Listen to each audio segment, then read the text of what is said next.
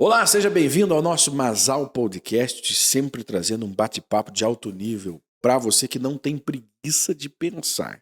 Se você for preguiçoso, vai doer a sua cabeça, então desligue esse aparelho, mude de canal. Mas se você quer saber mais sobre as coisas profundas da vida, continue nos acompanhando. Hoje eu recebo o grande mestre Júlio Luckmann. É isso? Luckmann, isso aí. Seja bem-vindo, meu amigo. É um prazer recebê-lo aqui nos nossos estúdios, em nossa casa. E eu diria que você é um dos novos fenômenos aí da internet. Mas antes, eu quero que você dê as boas-vindas aos nossos amigos que nos acompanham. Agradecido pela oportunidade, muito feliz de estar aqui. Estar na mídia, estar na boca do povo sempre é uma forma da gente estar mostrando o nosso trabalho, então fico muito feliz por você ter aberto essa porta e com certeza vamos conversar sobre coisas muito interessantes hoje. Que título os teus seguidores, os teus fãs te dão? Professor, doutor? Como que eles te chamam? Os hater ou os não hater? É a versão hater. Putz, você tá nessa já, né? Cara, chamar de eu tudo. Vou falar pra hater ou não hater? Tipo isso. Assim, eu gosto muito de dizer que eu sou, via de regra, um professor. Professor Júlio. Para mim, a ideia de ser professor, a ideia de ajudar as pessoas a compreender conceitos complexos de uma forma simples, como diria meu professor, foi meu querido professor Mário Sérgio Cortella. Se você pegar um conceito monstro e não conseguir explicar para sua avó, você é um péssimo explicador. Então não é o conceito que é difícil, é você que não soube explicar. Então eu gosto de pensar que eu sou professor, sempre. Boa. Mas a tua área de formação, porque você não caiu de paraquedas nas redes sociais. Não. Né? Você tá com já praticamente 1 milhão de seguidores no TikTok, no Instagram também, um número bastante avançado. Kawaii também. E Kawaii, e no YouTube, e daí tem todas as redes, né? Tem. Um fenômeno. Por que eu digo fenômeno? Porque hoje todo mundo tem a mesma oportunidade na rede social de se tornar sucesso, mas não é todo mundo que consegue. E você estourou falando de coisa séria, falando de coisa profunda, de saúde, né, de filosofia, espiritualidade, neurociência. Né? Neurociência. Então, não é normal. Porque ao mesmo tempo que você está falando, professor Júlio, está falando, tem uma bunda também ali competindo com você. Como é que você ganha de uma bunda, cara? Né? Tá certo. Assim, eu venho da filosofia eu fui para a história, da história eu fui para a nutrição, mas esse caminho ele não é tão linear quanto a gente imagina. Da filosofia para a história foi um pulo quase que objetivo, porque são áreas que conversam muito, né? E eu sofri um acidente, perdi um dedo da minha mão esquerda, passei por uma pilha emocional gigantesca. Caramba. E como eu já era professor universitário na época, eu quis me estudar, eu quis saber o que estava acontecendo comigo. E daí eu fui para psicologia, para neuropsicologia, para psiquiatria, fiz o acompanhamento do que seria equivalente a uma residência em psiquiatria, se fosse lá na medicina. E dali eu, cara, só não sou psicopata. Mas das de psicopata todo mundo tem um pouquinho. E tem gente que tá treinando pra caralho. Né? Tem gente que continua treinando. E aí eu fui para neurociência. A neurociência me deu uma base científica importante para entender o que estava rolando dentro da minha cabeça, com o meu corpo. E dali para o meu mestrado e doutorado foi um pulo. O meu primeiro doutorado eu iniciei na área de educação e neurociência.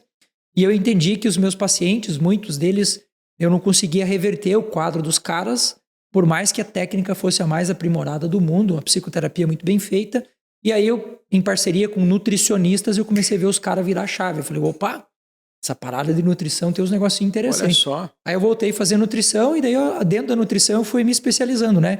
Em neuronutrição, em psiquiatria nutricional, em tudo que tem a ver com essa parte que tem nutrição e tem a ver com o funcionamento do cérebro. E a minha especialidade hoje dentro da nutrição clínica é o eixo cérebro-intestino. Então o que pega essas duas linhas é o que me traz pro meu dia a dia. E esse é um pouco do resumo, né, da minha vida. Mas eu tenho aí 6 pós, eu tô no segundo doutorado. Caramba, você é um gênio, então você é merecedor de sucesso. Deveria ter, né, essa medida, embora vivemos numa democracia, mas essa qualificação para poder ser um influenciador.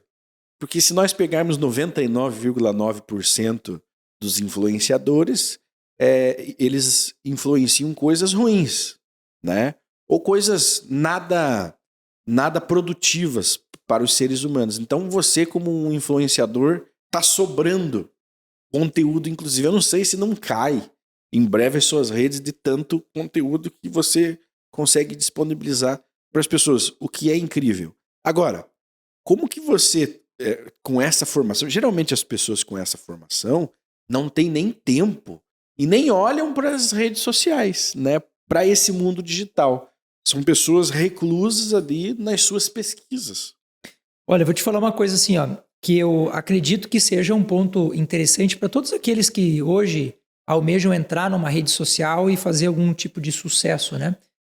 Teve um tempo da minha vida em que eu seguia especialistas. Tudo que os caras falavam, faz isso, faz isso, faz isso, faz isso, faz isso. Mas eu descobri que o verdadeiro segredo das redes sociais é você ser você dentro do teu contexto. Claro que existem algumas métricas que a gente tem que seguir, horário que você faz publicação, constância, tudo são leis leis da física, né? Mas assim, eu diria ser você e curtir o que você faz, cara, é a coisa mais tesão que você pode fazer. Porque eu poderia hoje, ao invés de estar aqui com você, atendendo paciente e ganhando dinheiro. Com certeza. Mas por que eu tô aqui? Porque isso aqui é um tesão, cara. Se eu gosto desse troço, o que eu posso fazer? Então, desenvolver esse gosto, essa constância. Domingo agora foi Dia das Mães, né? Aí você pode imaginar, onde é que o cara tá no Dia das Mães? Gravando vídeo, cara. Eu gosto de gravar vídeo, que eu posso fazer. Caramba! Além de tudo, né? De todas as suas formações, especializações, você também é um comunicador nato. Mas nem sempre foi assim. Alguém te disse que você não era, né? Com certeza. Você foi se aperfeiçoar, você contou aqui nos bastidores, foi se aperfeiçoar e não era o que você esperava. Como que você lidou com essa situação? O que a pessoa te disse para as pessoas que te acompanham? Porque é o seguinte, as pessoas hoje que chegam nas suas redes daqui a alguns anos, quando você for um popstar ainda maior, as pessoas vão falar, o professor Júlio, ele nasceu com 1 milhão de seguidores. Deu sorte. Ele deu sorte. Mas também com essa sorte que você tem, até eu, né? Mas não foi assim. Você comeu o pão que o diabo amassou. Muito, muito, muito. Bota uma coisa na tua cabeça de uma vez por todas. O que motiva você não é o que vem de fora, é o que vem de dentro. E se a gente for depender do que vem de fora, para cada sim que você recebe, você vai receber tipo 10, 15, 20 nãos. Gente metendo pau em você e dizendo que você não pode, que você não consegue, que não dá. Tem até uma historinha muito legal que elucida essa questão, que é a corrida dos sapinhos. Já ouviu falar, não? Os sapinhos estavam resolvendo fazer uma corrida e os animais da floresta se reuniram para ver a corrida dos sapos e todos os animais diziam, sapo não é feito para correr, olha que coisa estranha, olha que porcaria, olha que não sei o quê. E tinha um sapinho, e, assim, constância, continuidade, ele estava ali imbuído dele mesmo, ele só ouvia ele mesmo e os sapos foram caindo, foram desistindo. E quando ele chegou na linha de chegada, que perguntaram a ele qual era o nome dele, e ele olhou pro cara e falou, hã? Ele falou, puto, cara, o sapo era surdo, cara. Quer dizer, ele não escutou ninguém. E essa história é uma história que a gente tem que aplicar um pouco na nossa vida. Porque eu já tive situações de pessoas muito próximas a mim, pessoas muito queridas, assim, pessoas que eu amo do fundo do coração, que um dia me disseram, olha, você parece um pavão, fica tentando se mostrar, fica tentando... Cara, aquilo me matou, sabe? Eu me encolhi, sumi, desapareci. E teve um outro evento da minha vida, que foi um evento bastante significativo, que eu fiz... Eu sempre fui tímido, quieto, meio que no meu canto, com aquela dificuldade de falar em público. Aliás, se diz que um dos maiores medos do mundo hoje não é o medo da morte, é o medo de falar em público. É o medo real, público, né? E eu tinha muito disso, e eu fui fazer um curso de oratória, me identifiquei com o negócio... Aí depois fui fazer teatro. Você já tinha um sonho e um tino para falar. Sim. E tava querendo se aperfeiçoar. Vou afiar a minha espada. Tipo isso. Né? Tipo isso. E alemãozão que e aqui do Paraná a gente sabe, né? É mais, assim, recluso. A timidez toma conta, né? Mais quietos, mais calados. Mais quieto e tal. Eu sou catarinense, sou de uma cidade chamada Frei Rogério, tem 1.335 habitantes hoje. E esse segundo grande evento, e que tem a ver com essa ideia do ser criado num contexto Sim. de alemães, que é aquela coisa assim de tu bota na cabeça o negócio, o alemão é teimoso pra burro, né, cara? E eu fui fazer esse curso de oratória e era um curso de grande porte, então tinha muitas pessoas. E no final do curso, nós tínhamos pessoas da mídia que estavam avaliando quem estava fazendo o curso para um possível emprego de comunicador. Tipo, Caramba. o cara vai ser repórter, vai ser um apresentador de TV, aquela coisa toda. E eu me lembro de ter sentado na mesa para fazer entrevista e eu me preparei assim, cara, me preparei mesmo. Tipo, vou arrebentar, tenho certeza absoluta que eu vou moer. E nos 5 primeiros minutos de conversa, a minha entrevistadora, ela me disse, olha, eu vou poupar seu tempo. Você não tem perfil, o seu rosto não é apresentável para TV, você tem o dente meio tortinho, o seu nariz não é legal, a sua voz não tem um timbre. Então, ó, não perca seu tempo. Olha, eu ia xingar ela aqui, mas não vou. Obrigado, viu? Você que está me ouvindo agora, que fez isso comigo. Será que ela lembra? Será que essa pessoa não lembra? Não lembra, né? Não lembra porque ela me convidou ano passado para fazer um podcast com ela, uma pessoa super conhecida hoje, né? E eu não guardo rancor de nada nem de ninguém. E eu não me vingo de ninguém, porque eu acho que é um peso que a gente carrega que é desnecessário. É uma coisa ridícula ficar com raiva de alguém. Mas essa pessoa em específico, eu disse muito obrigado. Seja feliz. Até porque quando você estava fazendo o curso de oratória, você não tinha hoje você tem toda essa segurança, né? Isso te fez mal na época? Fez porque a gente vem de um contexto, de uma formação em que tudo aquilo que as pessoas falam no nosso entorno, principalmente quando são pessoas mais queridas, inclusive, a gente depende muito disso. É o que a gente chama na psicologia de locus interno e locus externo. O que é o locus externo? É como se eu pegasse o meu centro de controle e colocasse na tua mão. E tem muita gente que é assim, que a felicidade do cara depende do que os outros dizem, que a importância, a régua que ele mede a importância social dele é pelo que os outros dizem. E tem uma frase legal de um pensador existencialista, de um filósofo chamado Sartre, que diz o seguinte: não importa o que os outros falam ou fazem com você, o que importa é o que você vai fazer com o que fizeram de você. Isso é bem filosófico, né? Não importa o que falaram de você, o que importa é o que você vai fazer com isso. É simples assim. E o dia que eu me dei conta disso, cara, que o negócio dependia de mim e não dos outros, você sabe que a caixa da vida é uma caixa quadradinha e lá no cantinho tem um botãozinho vermelho chamado botãozinho do foda-se. Você já ouviu falar, não? Às vezes você tem que alcançar esse botãozinho, apertar e foda-se. E que se exploda o resto. Caramba, meu. Quer dizer, ela atrasou. Inevitavelmente, uma opinião dessa atrasou o teu desenvolvimento, porque hoje você tem mais de 1 milhão de seguidores. 2 milhões. Você tem 2 milhões de seguidores nas redes sociais, tranquilamente, faz sucesso, arrebenta, tá em todas, e é um puta de um comunicador, né? Agora, veja o poder que um líder tem sobre as pessoas, né? Sobre os liderados, porque o líder ele pode muito bem alavancar, né, os seus liderados para que se tornem até melhores do que ele, ou ele pode, inclusive por ciúmes, destruir a mente, destruir a iniciativa, né? Cauterizar a iniciativa de alguém que tem boa vontade, que tem boa fé.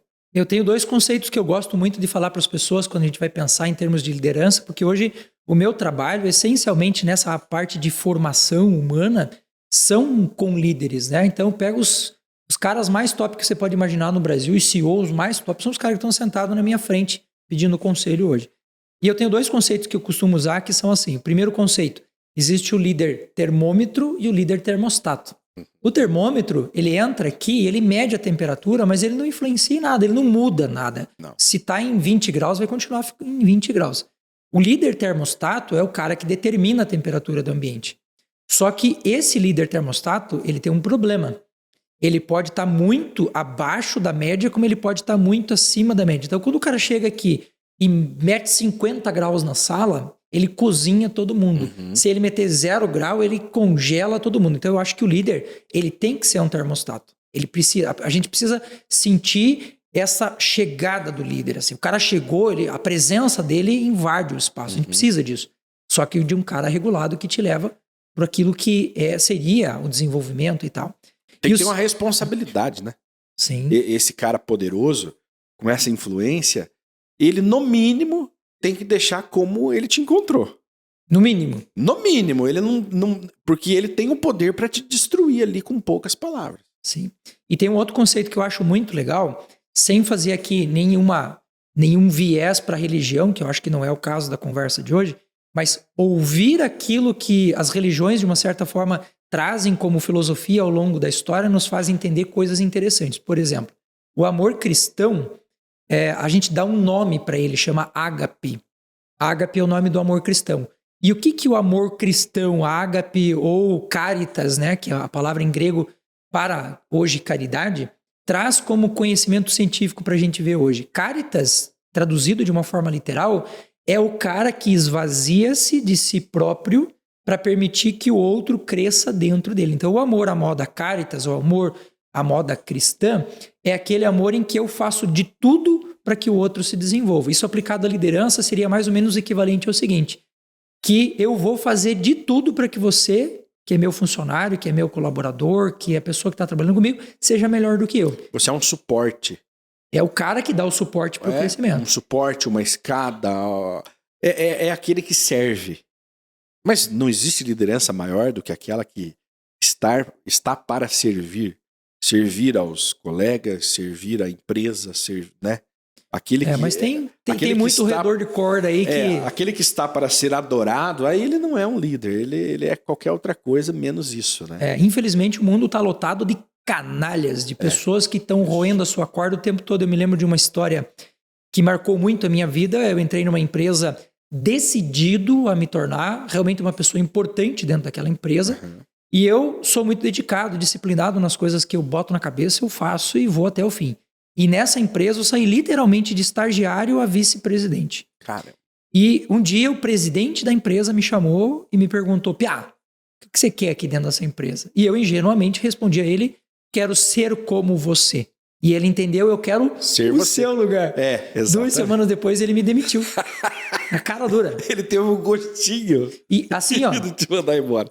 Sabe quando você ainda tenta esconder um pouco com uma argumentação falaciosa e tal? Esse cara nem isso. Ele olhou pra mim e falou, olhando nos meus olhos como eu tô olhando no seu agora. Ele falou, você é o único cara que oferece risco pra mim aqui dentro da empresa e eu vou te demitir enquanto eu posso. Tchau. Seja feliz. O cara pelo menos ele foi sincero, né? Canalha, filho. Ele foi um canalha arrogante, desgraçado, mas ele foi sincero com você. E tenho certeza que isso é um aprendizado que você levará para toda a sua vida. Porque às vezes nós perdemos pela ingenuidade, né? Nós buscamos um lugar ao sol, mas nem sempre nós temos que contar os nossos planos. Por mais que eles não sejam... O teu plano não era derrubar o cara. Era ser como ele. Um líder, né? E uma liderança de sucesso. Senão você não queria estar ali. Mas nem todas as pessoas estão preparadas, prontas para entenderem os nossos planos. Inclusive, a tendência é que ninguém entenda os seus planos. Que todos levem por um lado da competição exacerbada que o mercado, inclusive, exige e promove, né? Por muitos anos. Hoje as coisas estão um pouquinho diferentes. Há aquela liderança mais humanizada, né? Mas... Que é um conceito muito lindo, mas fica... Que é um conceito nível muito de conceito. lindo, só nível de conceito. Mas o mercado incentivava, né, as competições extremas, né? Sim. Que só sobrevivam os fortes, isso e aquilo, papapá. Mas... Criou-se uma fábrica de louco por causa dessa ideia. Criou-se uma fábrica de louco, de pessoas que não estão nem aí para o que os outros pensam, como os outros são tratados, né? E tudo mais. E ficam encontrando coisas aonde não existem, né? Onde não há o que você encontrar. Aquelas pessoas são neuróticos. Né? Hoje a gente trabalha dentro da liderança a ideia de alta performance com L e alta performance com U. Eu não acredito que uma pessoa vá conseguir atingir alta performance sem ter a alta performance. Porque o que eu vejo hoje? O que é realidade hoje de consultório? Coisas que acontecem no meu dia a dia. O cara entra numa empresa, ele desempenha alucinadamente aquilo que ele foi designado para fazer. E 6 meses, 9 meses, você começa a ver que o cara começa a estabilizar 1 ano, às vezes nem leva isso, ele já está numa descendente de saúde, a família do cara já está destruída, a vida social do cara já está destruída, ele não dorme mais, ele não vive mais. Então, o que é a alta performance somada à auto performance? A alta performance é a comparação de produtividade que eu tenho com você. Uhum. Então é justo que tenhamos aqui uma mesa redonda com 8 caras competindo e eu quero saber o que aquele cara está produzindo comparado ao que eu estou produzindo. Só que a auto performance é a capacidade que eu, Júlio César, tenho de manter este corpo, esse receptáculo biológico funcionando para que o impacto dessa competição não seja degenerativo, não seja um impacto que vá degradar de alguma forma alguma dimensão da minha vida. Porque hoje o que a gente está vendo? O cara tem dinheiro, mas não tem família. O cara tem dinheiro, mas não tem sociedade, não tem vida social. Tem dinheiro, mas não tem saúde. Aí eu pergunto para você, adianta o quê? Não adianta nada. Adianta nada. E criou-se por muito tempo aquela ideia, você não pode ter tudo. Né? Criou-se, é impossível você ter tudo. Mas eu acho que o grande segredo da vida é o equilíbrio, né? Você equilibrar as finanças com as suas necessidades pessoais, família e por aí vai. Mas por muito tempo esse equilíbrio era impossível. Mas hoje, com esse desenvolvimento desse. Até você falou no começo ali, a tua área, que é a do crescimento humano, né? Isso está muito. Está muito popular hoje em dia. Né? As pessoas buscando se desenvolverem enquanto humanos. Sim. Reconhecendo todos os seus problemas e buscando os caminhos lógicos, caminhos reais do que pode ser feito. E aí o teu conteúdo se popularizou de uma forma assim incrível. Sim, é verdade. Né? Porque nós vivemos num mundo em que existe o TikTok. Veja uma coisa interessante. Na China, que é onde o TikTok foi criado, o TikTok não funciona como no Brasil. Uhum. Lá o TikTok promove documentários, música clássica, assim, conteúdos do mais alto nível intelectual. Aqui no Brasil, aqui no Ocidente, o TikTok ele traz o que há de mais idiota que pode ser produzido pela sociedade, tá ali, naquela vitrine. E aí entra o teu conteúdo. Inclusive, você conseguiu vencer o algoritmo, né? Que promove coisas muito superficiais e você traz ali coisas profundas. Você enfrentou alguma dificuldade Muitas. Nessas redes para encaixar o teu conteúdo ali? Não só nas redes, mas eu sou professor universitário e eu trabalhava em 4 universidades, algumas como colaborador, outras como fichado mesmo, como carteira, né? E algumas universidades de grande porte hoje no Brasil, coordenadores meus de cursos me chamaram e falaram, olha, a gente não tem nenhum interesse em ter esse tipo de mídia com um professor nosso fazendo parte de uma mídia como essa.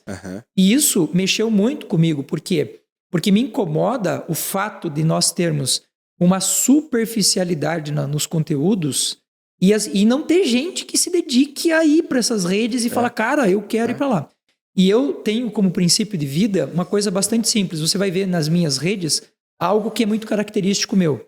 Eu até falo de alguns estudos científicos, eu até falo de alguns conceitos mais complexos, mas eu não fico naquela lenga-lenga acadêmica de mostrar toda aquela parte científica. Por que não? Porque a linguagem do povo não é essa. Não. Quando você vai sentar num domingo para conversar com a sua família, o cara não fala que você está com excesso de dehidroepiandrosterona. Você fala que você está estressado, pô. É simples assim. Então, o meu conteúdo é um conteúdo em que eu tento e eu procuro fazer a tradução de coisas complexas em coisas simples, entendíveis, fáceis. Isso não interessa para a faculdade. Isso não interessa. Foi o que...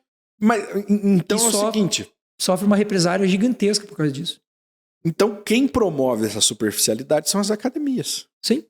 Mas isso não é recente, cara. Se você for pegar a história da humanidade... Sempre foi, né? Veja, a Bíblia ela foi liberada para o povão conhecer muito tempo depois, né, do que ela foi escrita e depois de muito sangue derramado. Mas assim, as academias, e existe sim, nós fomos levados a pensar, não existe uma conspiração, não existe, né, um grupo de empresas, um grupo de pessoas que tentam comandar e dominar a vida das pessoas. Mas a cada dia que passa, a gente tem certeza de que sim. Existem corporações, existem pessoas que querem comandar o que você pensa, o que você fala, como você se comporta, o que você compra, em quem você vota.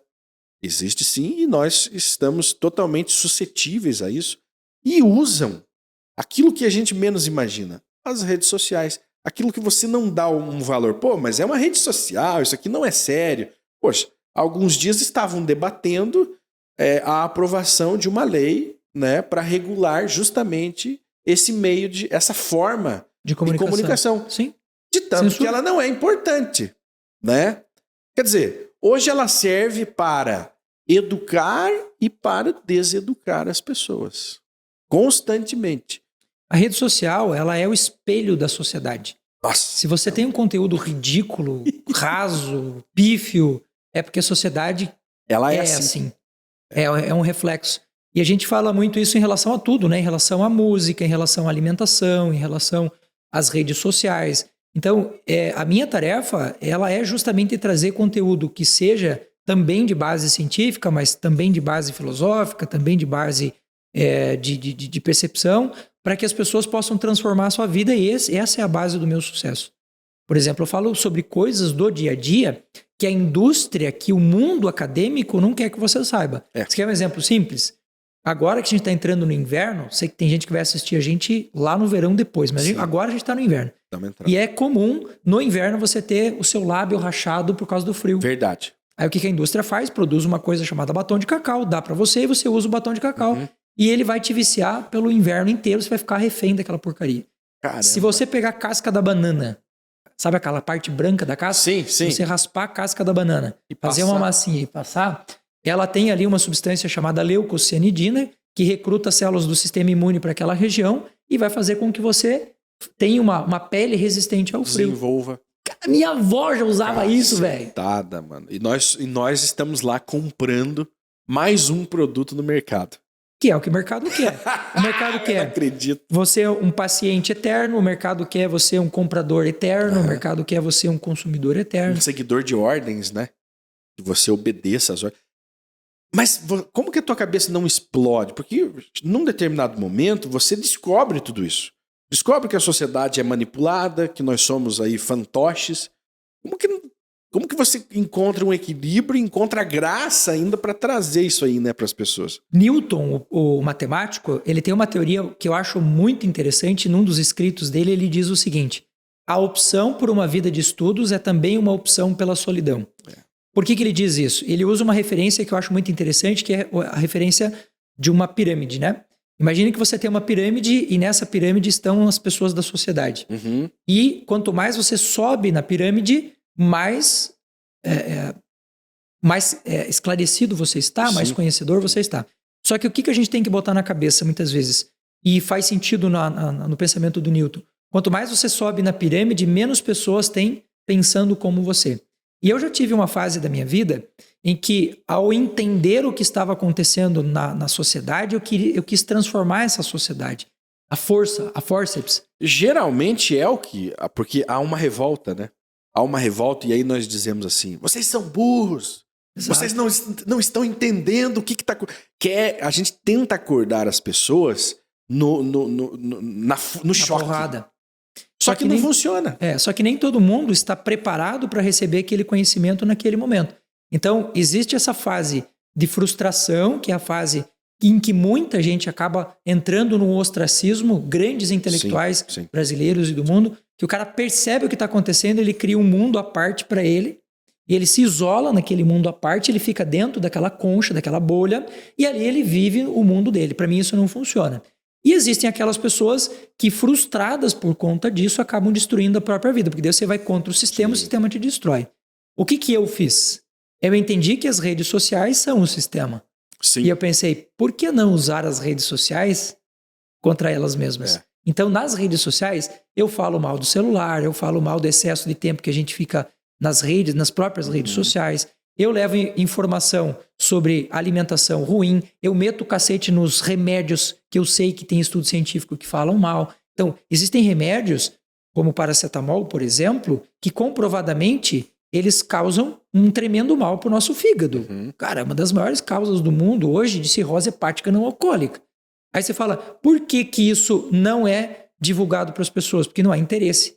Porque é o remédio mais vendido do planeta hoje. Imagina, né? Se você começa a popularizar isso aí, as pessoas param de... Porque se as pessoas ouvirem o que você tem para falar, muitas vão passar a praticar o que aprendem.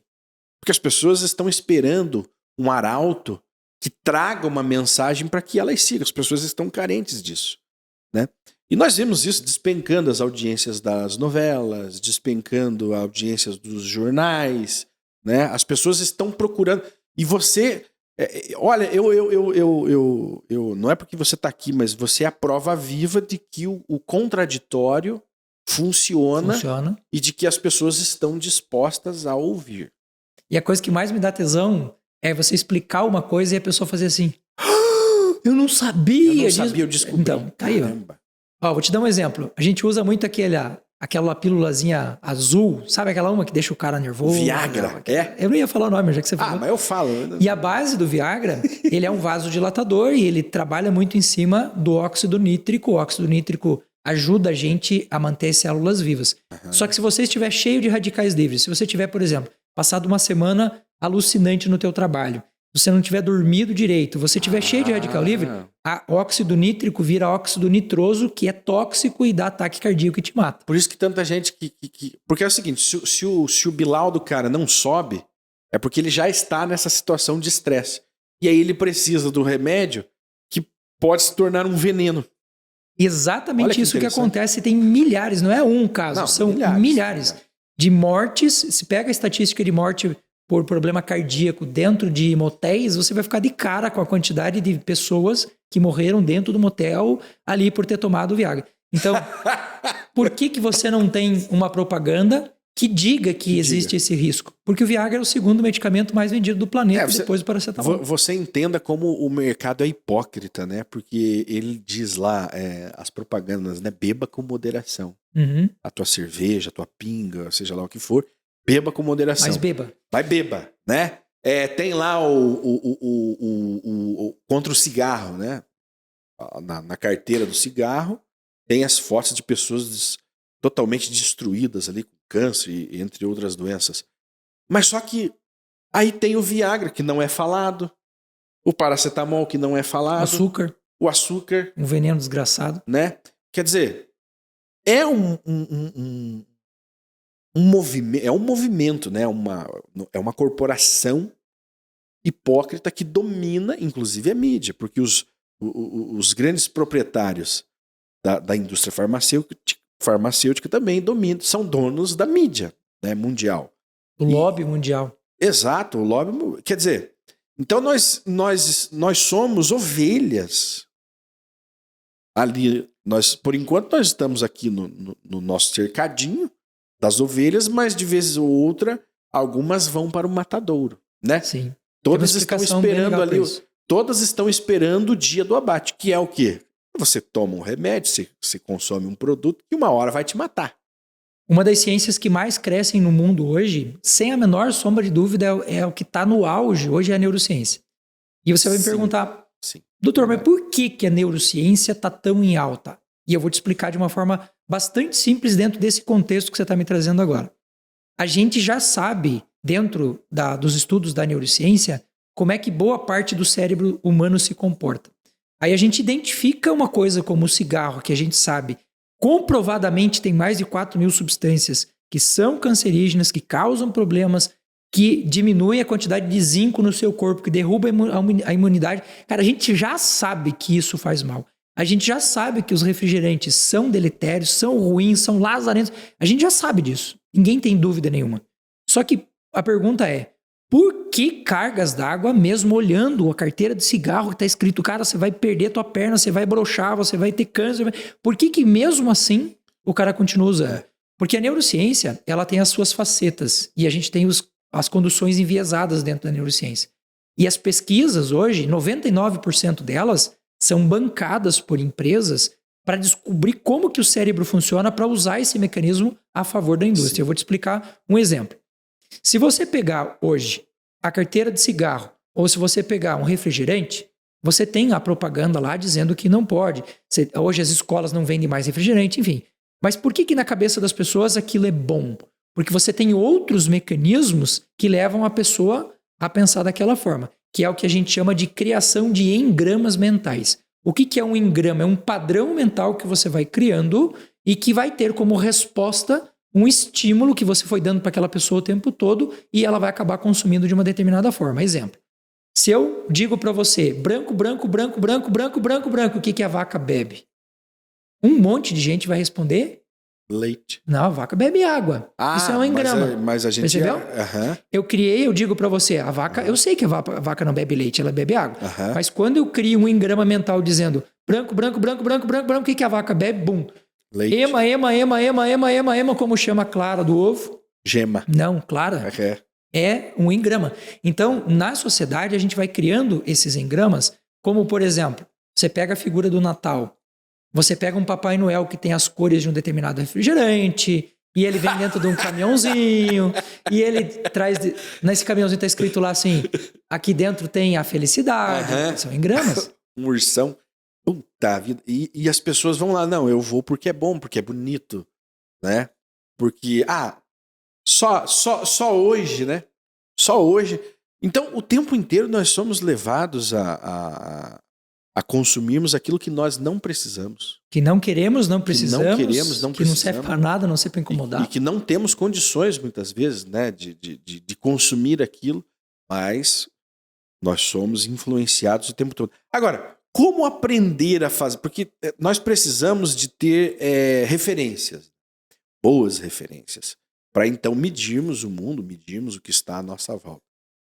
Como adquirir isso sem ter passado por todas as formações que você passou? Sim, hoje em dia as mídias sociais elas estão suprimindo a necessidade de fazermos cursos. Por exemplo, antigamente ter um diploma universitário te garantia muita coisa na vida. Inclusive respeito. Você chegar e falar, tá ali na parede. Hoje, cara, a chance de um diploma universitário provar alguma coisa é zero. Tem uma história que é muito legal de contar, que é assim, o sujeito queria fazer um curso universitário de todas as formas possíveis e ele olhou para uma instituição muito linda, ele falou, isso aqui deve ser uma faculdade, ele entrou, pegou uma ficha, escreveu e fez todo o preenchimento. Quando ele entregou a ficha, ele disse, eu quero fazer um curso, o cara falou, não, isso aqui é um hospício. E a pergunta que ele fez foi, qual a diferença entre uma faculdade e um hospício?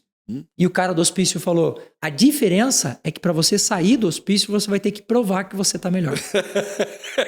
Com curso universitário, você não precisa provar que você está melhor. Eu tenho entrevistado muitos profissionais, né, que obrigatoriamente tiveram que passar por uma formação, principalmente da área médica, né? Dentistas, médicos, enfim. E todos eles saem com a seguinte questão. Nenhum aprendeu, de fato, a ganhar dinheiro com a sua profissão, com o seu ofício. Ele aprendeu apenas teoria. Ou seja, ele é formado para ser um teórico. Formado vem de forma, quadradinho. Ele é modelado para ser um teórico a respeito daquilo, mas, vou ganhar muito dinheiro? São apenas promessas, são apenas falácias que você vai ganhar muito dinheiro. Né? Eu conheço muitas pessoas que se formaram e hoje exercem funções totalmente diferentes da sua graduação. A grande maioria. Agora, quando a pessoa decide pôr em prática aquilo ali que ele aprendeu, ele tem que redescobrir a vida, tudo de novo. Porque ele não aprendeu a ser um empreendedor, ele não aprendeu a entender as leis do país, ele não aprendeu nada, ele só aprendeu... Ou seja, mesmo. Ele saiu dali para ser o servo de alguém. E assim, hoje, as mídias sociais têm transformado muito esse mercado. Porque antigamente você chegava num trabalho, o que se aceitava no trabalho? Um currículo que você pudesse comprovar que existia uma formação acadêmica que tinha que ser reconhecida pelo MEC, por não dizer. Hoje, cara, ninguém mais dá bola para isso. Hoje, o que a gente está preocupado? Em quantos cursos esse cara fez com grandes personalidades que são referências na sua área, mentores, e que a partir da convivência com esse mentor, e aí está a resposta da tua pergunta, conviver com o mentor, entender como esse cara vive, a ideia, né, da ave da mesma plumagem que andam juntas. Então você acorda pensando naquilo, você vive pensando naquilo. O cara que assiste o nosso podcast aqui, ele não tem diploma assistindo o nosso podcast. Sim. Mas ele vai sair daqui com conhecimento. Exato. Então essa é a pegada hoje, né? Ele está colhendo das mais belas uvas. É aí que está o grande segredo hoje. Então, não é mais o diploma universitário, não é mais o curso reconhecido pelo MEC, é aonde que esse cara tem buscado a sua referência. E como medir um bom mentor? Resultado. Porque, exato, porque biblicamente diz lá, pelos frutos, né? Resultado. Para mim, assim, ó, o cara vem aqui e fala para mim assim, olha, eu sou o melhor mentor do mundo em como fazer para você não fumar. E eu vou lá na casa do cara, acho uma carteira de cigarro. Para mim, então para mim é resultado. E existe uma métrica muitas que eu falo para as pessoas que é muito assim, né? Que Gandhi já falava uma coisa que eu acho fantástica. Ele diz assim, seja você o exemplo daquilo que você quer ver no mundo. Então, quando você me fala alguma coisa, a primeira coisa que eu vou fazer é olhar para a tua vida. Você me falou desses comunicadores famosos, mentores. Né? Sim. Um dia eu estava num hotel e aquilo que eu falo é uma coisa que eu pratico. Se você for na minha casa, você vai ver eu não usando açúcar, eu não usando refrigerante, eu vivo assim. O que eu falo, eu digo, eu mostro. E eu saí do meu quarto, fui tomar café e eu tinha esse cara na mais alta conta. O mentor. O mentor, esse é meu mentor. E quando eu chego para tomar café, a primeira coisa que eu vejo é o cara lá. Eu não quis incomodar, ele estava fazendo a refeição dele e tal, né? E o garçom trouxe para ele algo que ele não pediu e ele foi extremamente ríspido com o cara. E aquilo me chamou a atenção já de cara. A segunda coisa, eu vi ele pegando alimentos que ele lá na mídia, lá na frente da câmera, disse que não podia. Então, para mim, resultado é o ponto. Eu quero que as pessoas, aquilo que eu faço na minha vida é buscar com que as pessoas cheguem na minha frente e me digam, doutor, eu quero ser igual a você. Aí, para mim, eu atingi o topo daquilo que eu estou buscando como pessoa. Então, para mim, resultado. O melhor mentor do mundo é aquele que você olha para a vida do cara e vê na vida dele aquilo que ele estava falando na frente das câmeras. Bom. Agora, veja, para a gente chegar a esse nível de percepção, você tem que ter uma certa convivência, né? Porque hoje a grande dificuldade é que, por exemplo, nós estamos aqui, mas tem uma pessoa lá no Amazonas que está nos assistindo, mas que ele não vai ter ali uma convivência, ele não vai estar com você tomando café para ver se coloca ou não açúcar no seu café, né? Mas existem outras formas de entender se você é coerente ou não, que são as suas falas. A palavra é essa, coerência. A palavra é coerente. Pô, o professor Júlio, o doutor Júlio, tá falando aqui nesse podcast, ok. Mas daqui a 10 podcasts ele vai estar falando o quê? Sim. O que ele vai estar trazendo daqui a 10 podcasts? Eu acho que a ideia da coerência é uma ideia que deveria balizar tudo na sociedade. A vida de um líder, a vida de um professor. Eu estava numa escola estadual esses dias e me chamou muito a atenção o fato de, na grade dessa escola, existia uma disciplina chamada empreendedorismo. Olha só. Assim, primeira vista... É uma novidade, né? Top demais, velho. Puta, empreendedorismo. Aí, quem que é o professor que dá aula de empreendedorismo? Um falido. Então, um cara que, assim, ó, falando pra você do fundo do coração, sem ser agressivo com professores nem nada disso. Mas pensa comigo. Quem é que tem que ser o exemplo de empreendedorismo? Um cara que é empreendedor. Porra, um cara de sucesso, né? O fato de você ter passado num concurso e estar como um professor te mostra que você é um intraempreendedor, ou seja, eu posso falar da minha profissão como professor, como um intraempreendedor, ou seja, eu estou ganhando dinheiro no CNPJ de outra pessoa ou de uma instituição, mas como que eu vou falar de ser empreendedor, de montar negócio, de ganhar dinheiro, porra, não tem como, se eu vivo do dinheiro do Estado.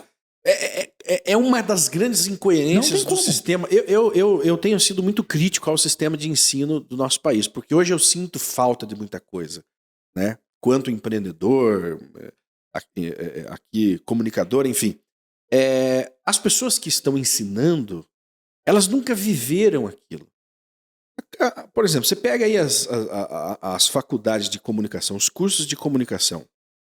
A maioria dos professores nunca trabalhou num rádio, trabalhou numa televisão, sequer tem um blog na internet para se comunicar. Mas ele está lá, cheio de teorias, passando para os alunos como é ser um comunicador. É um absurdo, porque o nosso cidadão ele é formado por pessoas que nunca fizeram aquilo. Acabei de receber aqui no meu WhatsApp uma propaganda me dizendo o seguinte. A propaganda tá aqui, abri agora. E a pessoa tá me dizendo assim, ó, nós trabalhamos para bombar o seu Instagram. Adivinha qual foi a primeiríssima coisa que eu fiz? ver o Instagram dos caras. 4 mil seguidores. Cara, eu tenho muito mais pra ensinar pra você do que você pra mim, desculpa. Sinceridade. Mas é isso, né? Pô, eu venho aqui que eu vou te transformar no maior isso, no maior aqui. Tá, mas você é o quê, né? Tá me tirando pro idiota, né? Né? Você, o que que então, todo o sistema, toda a educação do brasileiro, e eu diria até que isso é mundial, né, esse formato, ele é feito por pessoas que não têm sucesso nas suas áreas. Porque eu diria o seguinte, se ele tivesse sucesso, ele não estava lhe dando aula.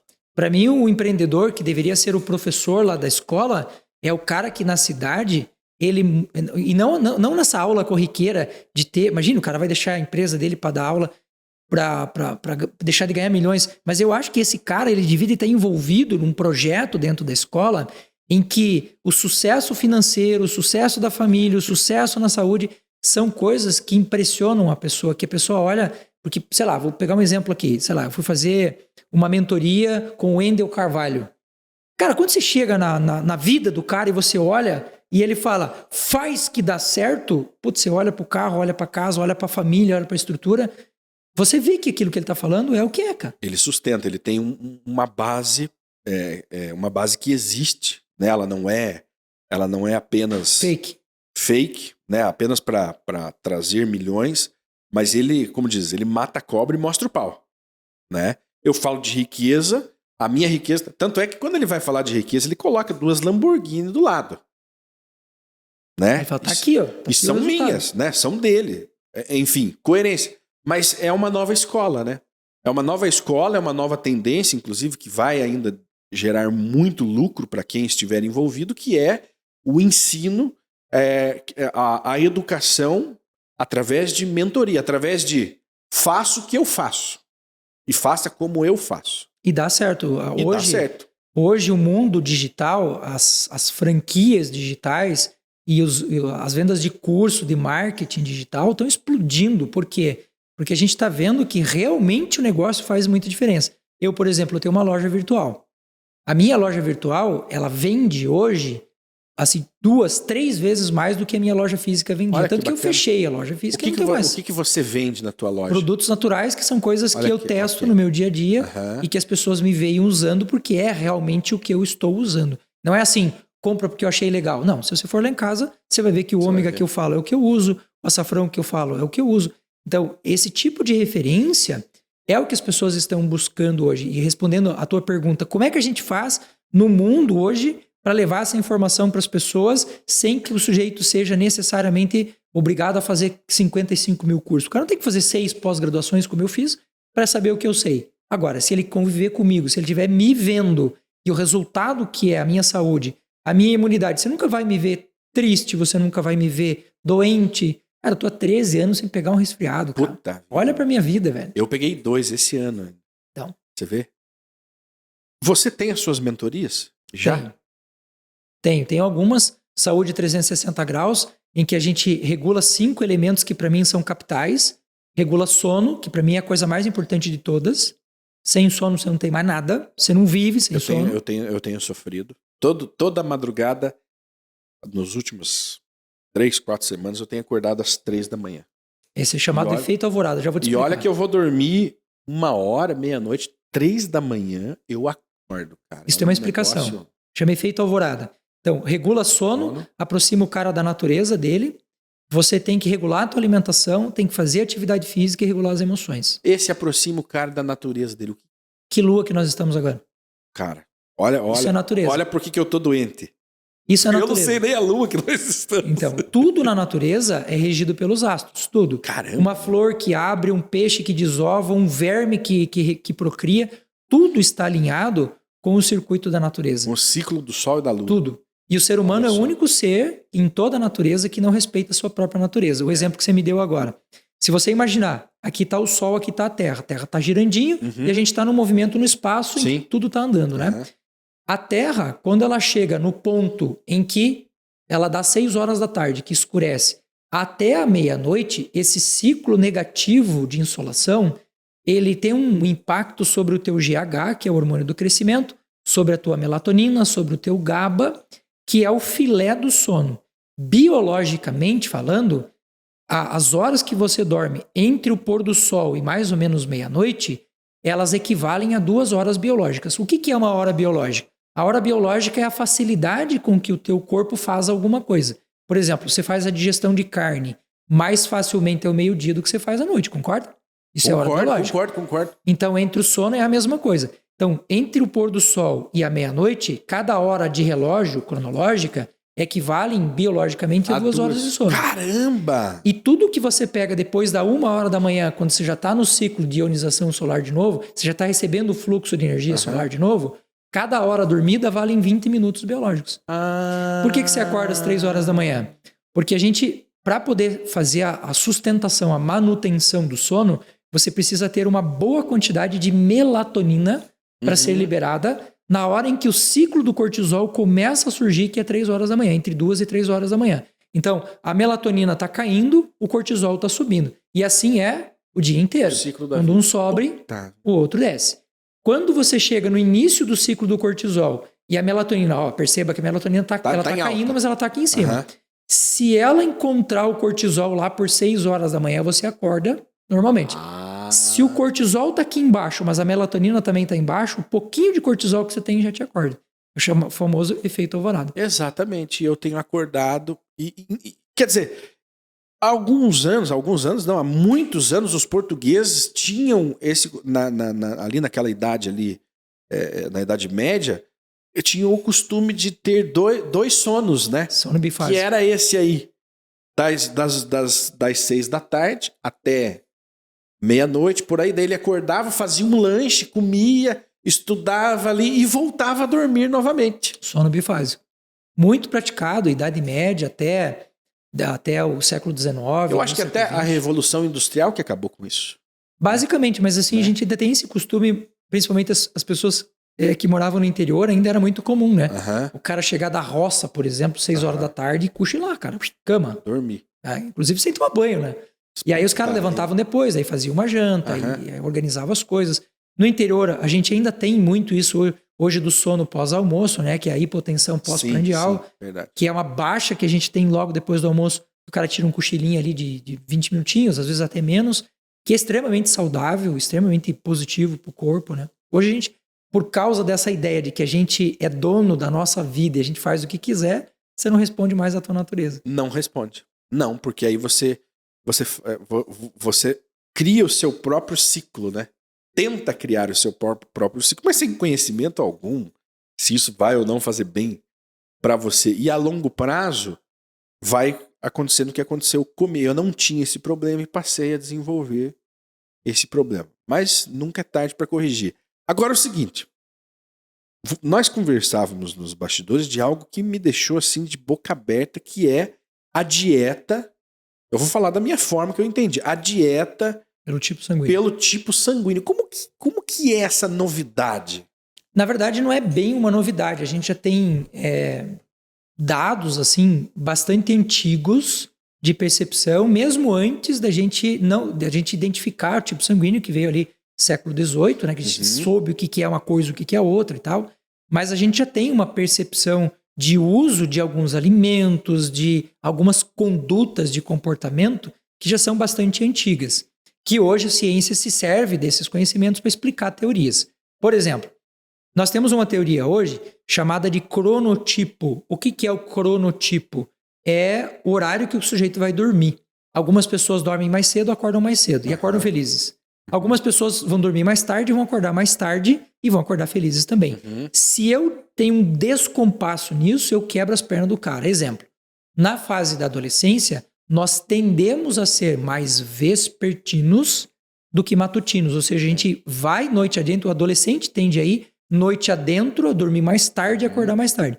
Aí num sistema escolar em que a aula do cara começa às 7, 10 da manhã, eu te pergunto, qual que é o respeito que você tem a um conteúdo que hoje é científico? A gente já sabe disso, que o adolescente não poderia estar na aula às 7, 10 da manhã. 7, 10, 7 e meia da manhã. Quer dizer, o povo está pouco se lixando para isso, né? Então, a conduta hoje de organização social não respeita essas bases científicas, que a gente já sabe. A dieta pelo tipo sanguíneo, ela é um elemento de percepção com base no comportamento humano e não com base no método científico, que é importantíssimo que a gente diga. Porque hoje tem muita gente que vem hatear as minhas redes sociais dizendo, mas isso aqui não é científico. Cara, a ciência é um método, é uma forma de você perceber o mundo. Não a única, nem a mais interessante para algumas coisas. E a dieta do tipo sanguíneo, ela parte de um princípio muito simples. Hoje nós temos o grupo ABO, que vai formar 4 tipos sanguíneos, que se for colocar fator RH, positivo e negativo, forma 8 tipos de sangue, basicamente. Mas quais são os 4 tipos para pessoas como eu que não sabem de nada? Sangue O, sangue A, sangue B e sangue do tipo AB. Ok. Aí, como que surgiu esses tipos sanguíneos? O sangue O é o mais antigo de todos, surgiu na região da África, onde hoje a gente já sabe que o ser humano surgiu naquela região, e a convivência, a vida naquela região programou aquela pessoa, aquele tipo sanguíneo, para uma referência ambiental que é aquela região.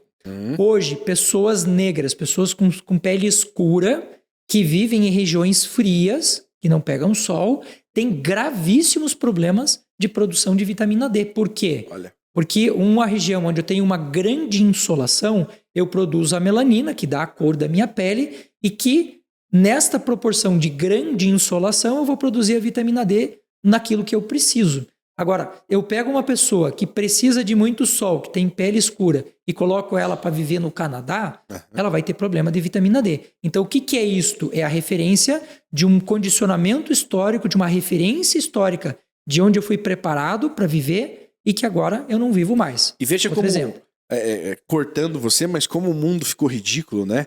Hoje muitas pessoas vão contestar o que você está falando, porque você está sendo, de alguma forma, você está dizendo para a pessoa que tem a pele escura que ela teria que viver lá na África. Ou que ela tem que ir dentro da nutrição de precisão, regular pela alimentação e suplementação aquilo que o ambiente não lhe dá. Olha que Isso é um fato, cara. Coisa. Se você pegar os estudos dos Estados Unidos e do Canadá, que são as 2 regiões que mais estudam essa questão da vitamina D e cor de pele, você vai pegar todos os estudos científicos mostrando exatamente a mesma coisa. Assim, o nível que nós temos hoje de depressão, de problemas degenerativos, principalmente neurodegenerativos, em pessoas de pele mais escura, vivendo em lugares frios, cara, não tem contestação, é óbvio. Você quer um outro exemplo? Entra no Google agora e digita mapa do câncer de pele no Brasil. Quais são os estados que você acha que mais tem câncer de pele no Brasil? Os que mais têm sol, os que menos têm sol? Olha, pela lógica, os que mais têm sol, né? Pelo contrário. Olha só. Rio Grande do Sul, Santa Catarina e Paraná são os 3 estados com maior incidência de câncer de pele no Brasil. Por quê? Porque a gente vive em um espaço frio. No espaço frio você está protegido o tempo todo. A melanina é como se fosse um escudo que te protege de um monte de problemas do sol. Quanto mais sol eu pego, mais melanina eu tenho, menos problema de pele eu vou ter, como é o caso do câncer de pele. Olha só. O Brasil hoje é um dos países no mundo com maior incidência de problemas de visão, principalmente de pessoas com o olho claro como o meu. Por quê? Porque eu fui programado, a minha genética é para estar num lugar com pouco sol, por isso a minha íris é branca, para que eu tenha um melhor aproveitamento da luz solar que chega ali. Aí eu boto o cara num país tropical como o Brasil, em que você tem uma insolação. Você deveria estar no Canadá. Tipo isso. Só que é óbvio que isso não é uma condenação, né? Claro que não. É uma democracia. Nós vemos a liberdade que você tem. Só que é o preço que eu tô pagando. Vai ter que usar um óculos. Olha aqui, nós não paramos para analisar isso na vida. Cara, eu tô preocupado aqui. É o seguinte, se eu ganhei seguidor aqui no Instagram... E que se exploda o mundo. Né? E que se exploda o mundo. As pessoas não estão preocupadas. Pô, mas por que eu tô sentindo isso? Será que eu estou morando numa região adequada para o meu biotipo? Tá, mas aí são 4 tipos sanguíneos que eu te interrompi. A minha pior experiência, a experiência que mais me marcou, foi a experiência de morar na praia. Eu, Júlio César, fui morar na praia para dizer, cara, eu vou lá porque deve ser muito legal. Foi a pior coisa que aconteceu comigo.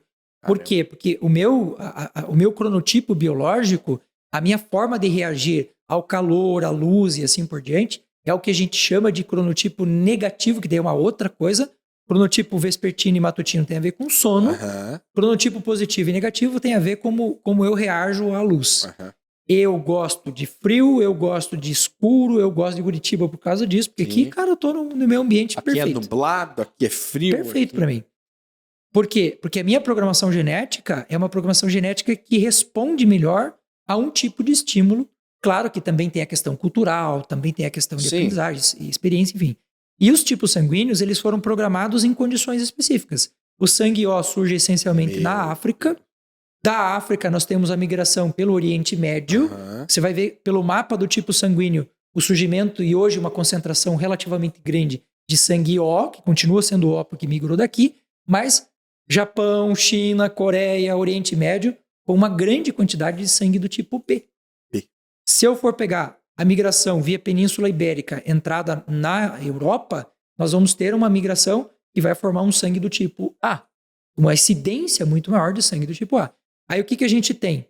Um sangue do tipo O, que está hoje lá na África com essa programação, pensa comigo, bastante sol, pouquíssima fruta, pouquíssimo acesso à água, faz uma enquete, assim, ó, se você acha que o que eu estou falando não faz sentido, e eu fiz isso num congresso médico esses dias, faz uma enquete bem simples, pega as pessoas do teu ambiente social, pergunta quem é sangue do tipo O e quem sente muita sede ao longo do dia.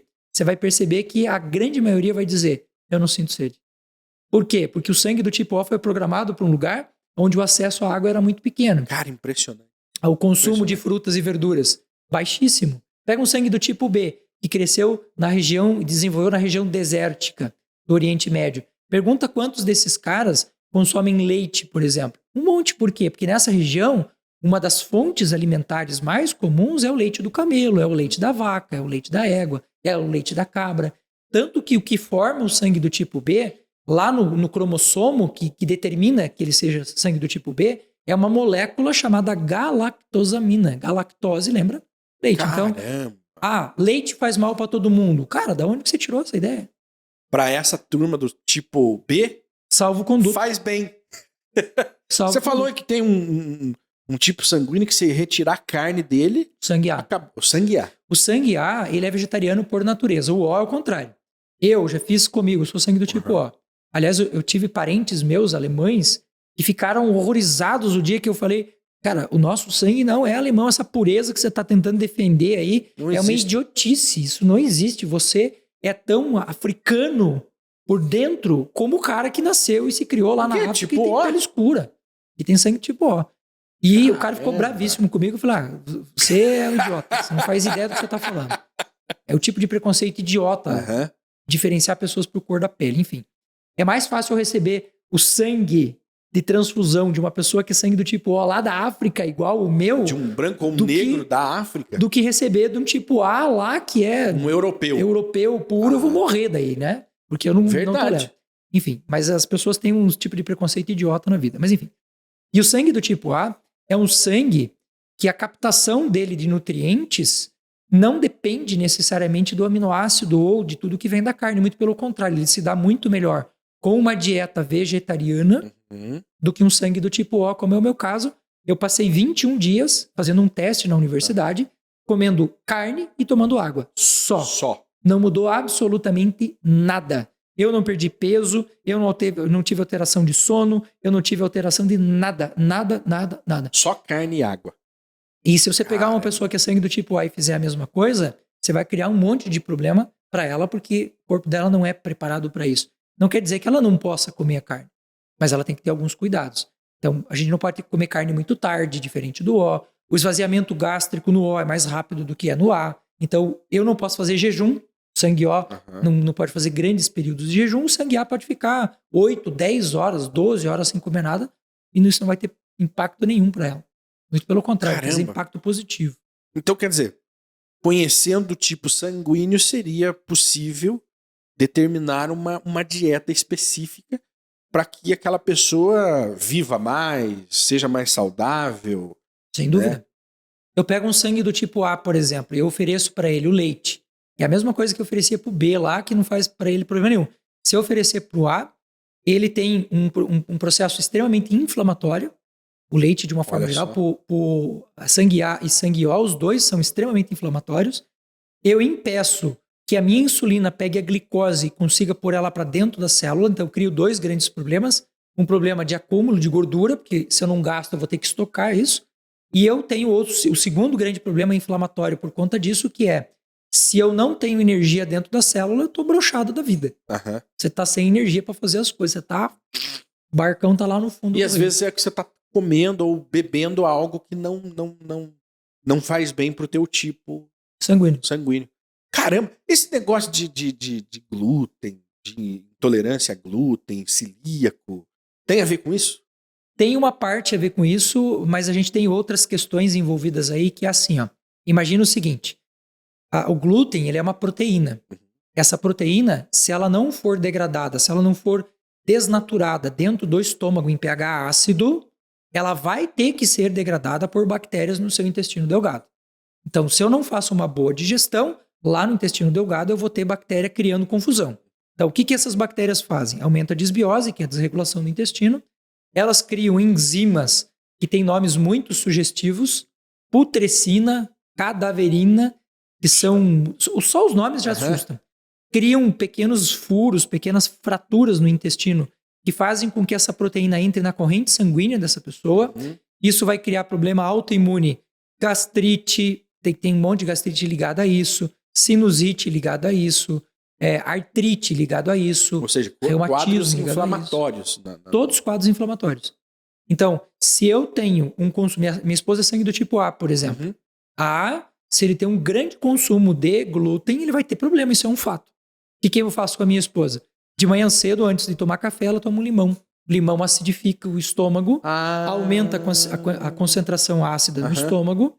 Essa concentração ácida vai me permitir fazer uma degradação dessa proteína com mais facilidade, o que faz com que ela, que é sangue do tipo A, coma pão e não tenha problema nenhum. Cara! Pão de fermentação natural é outra coisa que ajuda demais. Porque o que é a fermentação natural? É um bichinho, é uma bactéria ou uma levedura que tem ali naquele pão que está comendo aquela proteína, que está degradando aquela proteína ou um determinado carboidrato, e ele leva, um pão de fermentação natural leva 24 horas para ficar pronto, leva um tempão. Mas por que ele leva esse tempo todo? Porque aquela bactéria, ou aquele fungo, aquela levedura, está quebrando aquela proteína em frações menores, o que torna aquele pão muito mais deglutível, muito mais digerível. Agora, o que você pega hoje no mercado? Um pão que o cara soca corante, conservante, antifúngico, que fica na prateleira do supermercado durante 2, 3 meses, e aí você bota para dentro, o que você acha que você faz com as suas bactérias que te ajudam a degradar? Mata. Pronto. Escuta, meu Deus do céu, nós vamos ter que parar de falar, porque eu já tô quase me entrando no caixão já. Mas tudo isso está vindo agora ao conhecimento do grande público. Você pode falar, não, existe há muito tempo. Existe. De fato, pode existir, mas para nós, leigos, né, isso vem sendo popularizado agora, né, há pouco tempo. Inclusive, há pouco tempo que a gente ouve falar da importância do intestino. Sim. Porque antes o intestino era só para girar o cocô para fora. E hoje não, hoje tratam já o intestino como um segundo cérebro. Na verdade, em termos de importância, ele é o primeiro cérebro. É o primeiro? Caramba. Porque as vias neurais que a gente tem, né, em termos de quantidade de neurônio, é verdade. Nós temos aí em torno de 100 bilhões de células nervosas no intestino e 86 bilhões, a gente está falando de milhões aqui no intestino e bilhões lá no cérebro, né? Então, em termos de quantidade de célula, realmente o encéfalo e todo o sistema nervoso tem muito mais. Mas quando você vai olhar as redes neurais que levam informação do intestino para o cérebro e as que trazem de volta, que são as vias aferentes e eferentes, ele é 90% intestino-cérebro e 10% o contrário. Então, o quanto o cérebro é influenciado pelo intestino é muito, muito mais do que o que o cérebro influencia, faz o caminho inverso. E em termos de importância de funcionamento do corpo, o intestino 10-0 no cérebro. Tem até uma brincadeira, não sei se você já escutou, que faz uma referência até a um chefe ruim, né? Em que o corpo tenta decidir quem vai ser o líder. E o cérebro diz, não, eu que mando nessa parada, porque sou eu que penso. Né, César? O coração diz, não, sou eu que bombeio o sangue. E o outro diz, não sei o quê. E o intestino... fecha. Só 2 dias ele fecha, todo mundo entra em pânico. Entra em colapso. A minha mãe, ela começou a entrar em colapso, todos os órgãos. E teve um médico que falou, você vai morrer. Porque o intestino tinha parado de funcionar. Acabou. Né? Acabou. O ser humano, aí ela não conseguia dormir. E aí, sem dormir, ela não conseguia processar o que tinha que processar. Um ciclo sem fim que tira a vida da pessoa facilmente. Olha a importância, né, disso. Só que, mais uma vez, né, nós não somos ensinados, né, a entender. Hoje existe uma comercialização muito grande de tudo que tem a ver com a questão da saúde, o que me deixa muito triste. Por exemplo, hoje nós temos um uso indiscriminado de cirurgia bariátrica. E quando eu estou dizendo indiscriminado, eu estou falando de coisas absurdas, como, por exemplo, eu ouvi no meu consultório, ninguém me contou, eu ouvi um pai que escutou de um médico dizendo para engordar a filha pelo menos mais 5 quilos para ela chegar no nível de fazer a cirurgia bariátrica. Imagina. Cara, isso é um absurdo. Isso é um disparate total, completo e absoluto. E hoje a gente, claro, já tem tecnologias muito mais eficientes numa cirurgia bariátrica, mas aquela cirurgia que tem diminuição do tecido do estômago. Imagine você que tem um sangue do tipo A, que já não tem um nível de acidez interessante. Eu diminuí o tecido do estômago dele para fazer uma bariátrica e eu diminuí a quantidade de células que vão produzir, células oxínticas que vão produzir ácido clorídrico. Cara, eu criei uma desbiose eterna para essa pessoa. Ela tá ferrada pro resto da vida. Então, não é que eu seja contra a cirurgia bariátrica. Eu acho que existem alguns casos em que a gente tem que fazer porque a pessoa está muito acima da média e todos os recursos do mundo já foram esgotados e ela não tem mais como. Mas isso é um problema. Outro exemplo. Se você tivesse hoje uma azia, você tem uma indigestão, qual é a primeira coisa que a pessoa toma? Um antiácido. Cara, azia, 99% dos casos de azia é falta de ácido no estômago. Então você tem que chupar um limão. Aí que tá, um vinagre de maçã, um limão. Porque a válvula, a cárdia, que é a válvula que regula a saída do esôfago para o estômago, ela é pH dependente, ela precisa de acidez. Se ela tem pouca acidez, ela dilata.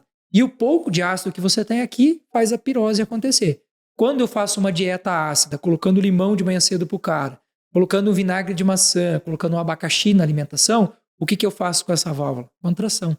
Aí você cria dois problemas. Porque o antiácido hoje, ele não resolve o teu problema, ele vai criar uma situação crônica, você vai ficar dependente daquilo, e ele é neurodegenerativo. Hoje a gente já tem estudo científico mostrando que tem problema de Alzheimer com esclerose por causa do uso de antiácido. Você vê, é uma cultura. Os americanos consomem demais isso, o brasileiro também, isso se popularizou, né? E vende a um preço ridículo e qualquer pessoa compra. Exato. E aí virou quase um surto, né? Depois das consequências de Alzheimer e outras doenças. Sabe, você falando, eu não sei se você se identifica com ele, mas eu lembro do Dr. Lair Ribeiro. Meu professor, querido. Que ele sempre trazia de forma fácil, assim, 4 coisas que podem melhorar. Pra gente encerrar aqui o nosso bate-papo, porque é o seguinte, se nós formos realmente a fundo no que você sabe, eu acho que nós temos que ter um seriado, né? Um seriado de 365 episódios. Espero que um dia, de repente, isso vire um projeto, né? 365 dias com o Dr. Júlio. Mas 5 alimentos ou 5 substâncias que vão ajudar a pessoa a dar uma regulada no corpo. Sempre que a gente fala em alimentação, eu tento fugir um pouco dessa métrica de ter uma fórmula mágica, mas de fato existem alguns alimentos que ajudam a gente que deveriam estar no nosso dia a dia o tempo todo. Isso é um fato. Então, primeiro alimento, tudo que é antioxidante. Então vamos pensar assim, ó. O que é antioxidante? O açafrão, a cúrcuma longa, o limão, o resveratrol que tem lá na uva, o licopeno que tem no tomate, a astaxantina que tem em várias frutas vermelhas. Então, assim, dieta antioxidante é algo que a gente tem que ter sempre. Isso é um fato. Grupo alimentar número 2, gorduras naturais.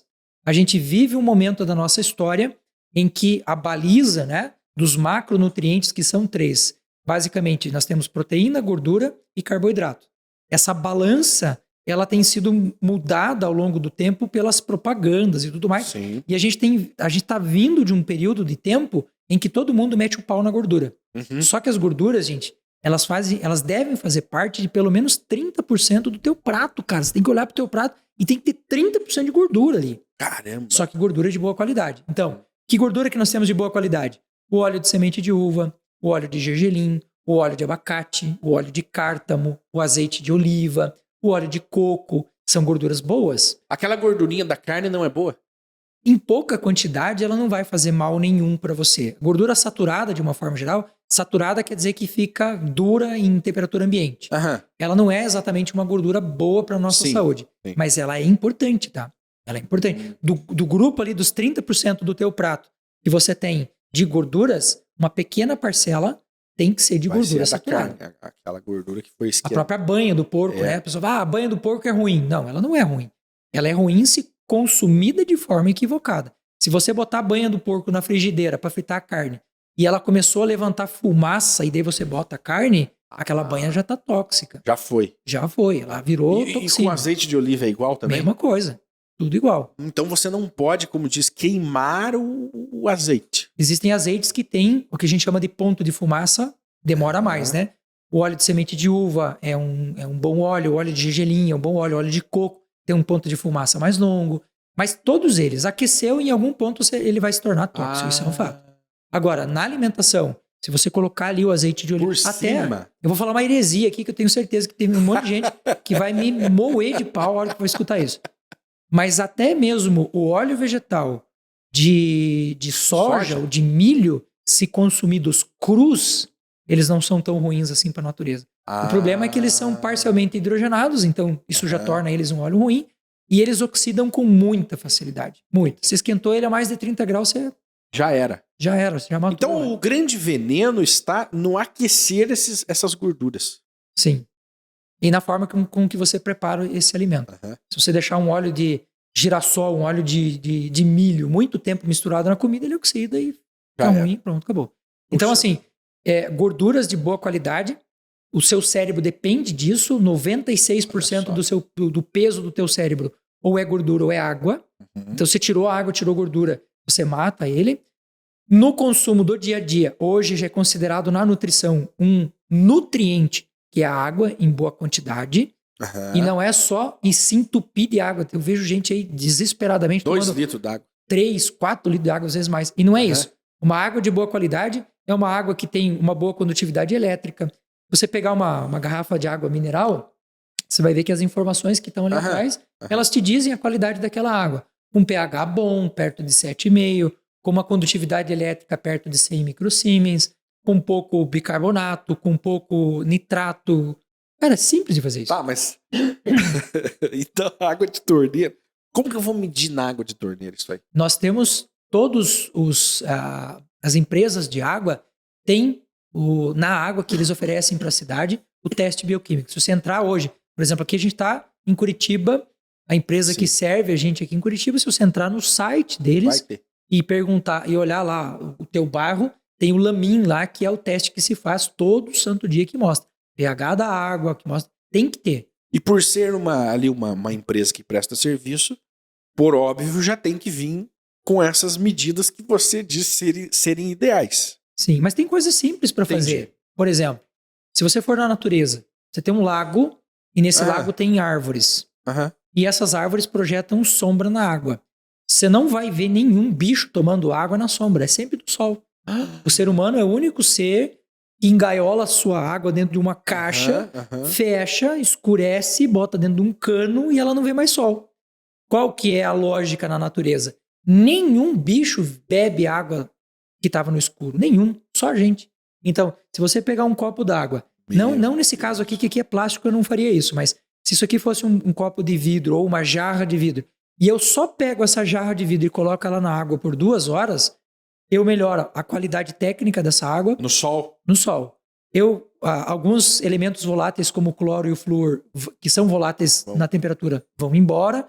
Você mata a bactéria, você mata vírus, o sabor da água muda. Olha como nós somos muito... nós estamos na idade da pedra ainda. Eu coloco a água na geladeira, cara, pra ficar boa. Aonde que você tinha que acharia pôr no sol? Uma outra eu pergunta. coloco na geladeira e o correto é pôr no sol, cara. Só pra você ter uma ideia. As enzimas do nosso corpo, Meu Deus, que são proteínas específicas, como o ácido clorídrico, eles são termodependentes. O que significa que se eu pegar uma gota de ácido clorídrico e pingar aqui em cima da minha mão, não acontece absolutamente Nada. Uhum. Se eu aumentar a temperatura a 36 graus e botar um pingo d'água, ela fura minha mão. Porque ela é termodependente, dependente de diluição. Quanto mais concentrado, mais alta a temperatura, mais forte ela é. Se você pegar uma digestão normal, que dura em torno de 28 horas, em média, né? Então, o que você come hoje, você vai fazer cocô daqui a 2 dias, em média. Se você colocar água gelada nessa equação, você pode aumentar esse tempo de digestão para 72 horas. Meu Deus, então aquele refrigerante gelado já serve para matar. Aquele suco geladinho também. Qual é o gás que você quer pôr para dentro quando você respira? O oxigênio. E o que você tá louco para botar para fora quando você expira? O Gás carbônico. O gás carbônico. Adivinha qual é o gás que tem no refrigerante na água com gás? O gás carbônico. Faz sentido pôr para dentro uma coisa que teu corpo tá louco para botar para fora? Cara. Acidifica o teu intestino. Cara, não tem vantagem absolutamente nenhuma. Nenhuma. E as pessoas falam, porque água com gás é isso. Cara, se você me trouxer aqui um estudo científico que me mostra que a água com gás foi benéfica para alguma coisa, eu assino embaixo. Aqui. Vem aqui, tô vendo na televisão. Olha lá. Cara, quer dizer, nós precisamos de uma reeducação alimentar constante. Ser saudável é muito mais simples e barato do que as pessoas imaginam. E aí você... Tá, então tivemos primeiro grupo, os antioxidantes. Os antioxidantes. Gorduras de boa qualidade. Aí gorduras de boa qualidade e água. Água, carboidrato e proteínas de boa qualidade. O que é um carboidrato de boa qualidade? As pessoas acham que carboidrato é ruim, não é ruim. Você vai pegar o açúcar, por exemplo. O açúcar é a frutose, é um carboidrato. É um monstro. Não, ela não é um monstro. Se ela estiver dentro da fruta, você consumindo com a fibra na hora certa. E você ouviu o professor Lair falar isso, né? Que o grande veneno no café da manhã é você tomar um suco de laranja. Porque daí você separou o veneno do benefício e toma só o veneno. Só o veneno. Hoje a gente está vendendo essas máquinas que extraem o suco ali a preços absurdos, vendendo isso, assim, tá lá no rótulo, inclusive, do produto, né? Tá escrito assim, beba saúde. E é um item de luxo, mas que é um lixo daí. É um lixo. E assim, a gente tem hoje problemas graves de fígado, como cirrose hepática não alcoólica por causa do excesso do consumo de sucos concentrados, de refrigerantes. A pessoa fala, mas eu vou tomar aquela água saborizada porque ela é muito melhor do que o refrigerante. Cara, a categorização dela é a mesma do refrigerante. Ela tem um pouco menos de açúcar, mas a categorização é menos. A mesma. Vou tomar um refrigerante que é 0 açúcar. Cara, pensa assim, nós temos uma classificação dentro da nutrição que são os chamados polióis, né? Que são os elementos que adoçam sem ter o açúcar, sem ter a caloria. Sim. Mas eles estão dentro do mesmo grupo chamado dos FODMAPs. A palavra FODMAPs é pra você entender que fode tudo mesmo. FODMAP significa fermentáveis oligosacarídeos, disacarídeos... Que daí é açúcar. Monossacarídeos e polióis. Isso é FODMAPs, é o acrônimo para polióis. Então, o que faz de mal um adoçante comparado a um açúcar é a mesma coisa. O resultado final, às vezes, é até pior. Então, não, vou tomar um refrigerantezinho aqui. Meu lema. Só por hoje, escuta o que eu tô te falando. Só por hoje, não bote açúcar no café. Só por hoje, não tome refrigerante no almoço. Só por hoje, não coma aquele chocolate depois do almoço ou à noite. Só por hoje. Ai, meu Deus. Escuta, então... São esses 4 tipos de grupos, 5 coisas no grupo alimentar que a gente deve consumir. Sim, regra padrão, tá? Regra padrão. Nós falamos aqui de 5 coisas que são importantes. Como que a gente distribui isso num prato, numa alimentação saudável? Você vai olhar para o teu prato e vai usar o que eu chamo de regra dos 6. Cada vez que você vai fazer uma alimentação, tem que ter 6 coisas diferentes, nenhuma delas pode ser industrializada. Então eu sentei para tomar meu café da manhã. Veja como é que eu coloco carboidrato, como é que eu coloco proteína, como é que eu coloco gordura. Imagina, você tem num prato de manhã cedo, pensa comigo. Você colocou um ovo. Você colocou uma castanha. Ambos têm proteína e gordura. Eu vou colocar uma amêndoa. Vou colocar uma semente, como a semente do gergelim, por exemplo. Vou colocar uma batata doce e vou colocar uma fruta. Bom, eu já tenho 6 coisas. Quer dizer, o pãozinho já tá fora. Ele pode entrar como carboidrato. O grande problema do carboidrato... Todos esses... Tipo, se você comer um pão, você já tira todos esses outros elementos? Não. Ou você come um pão mais uma batata doce, mais...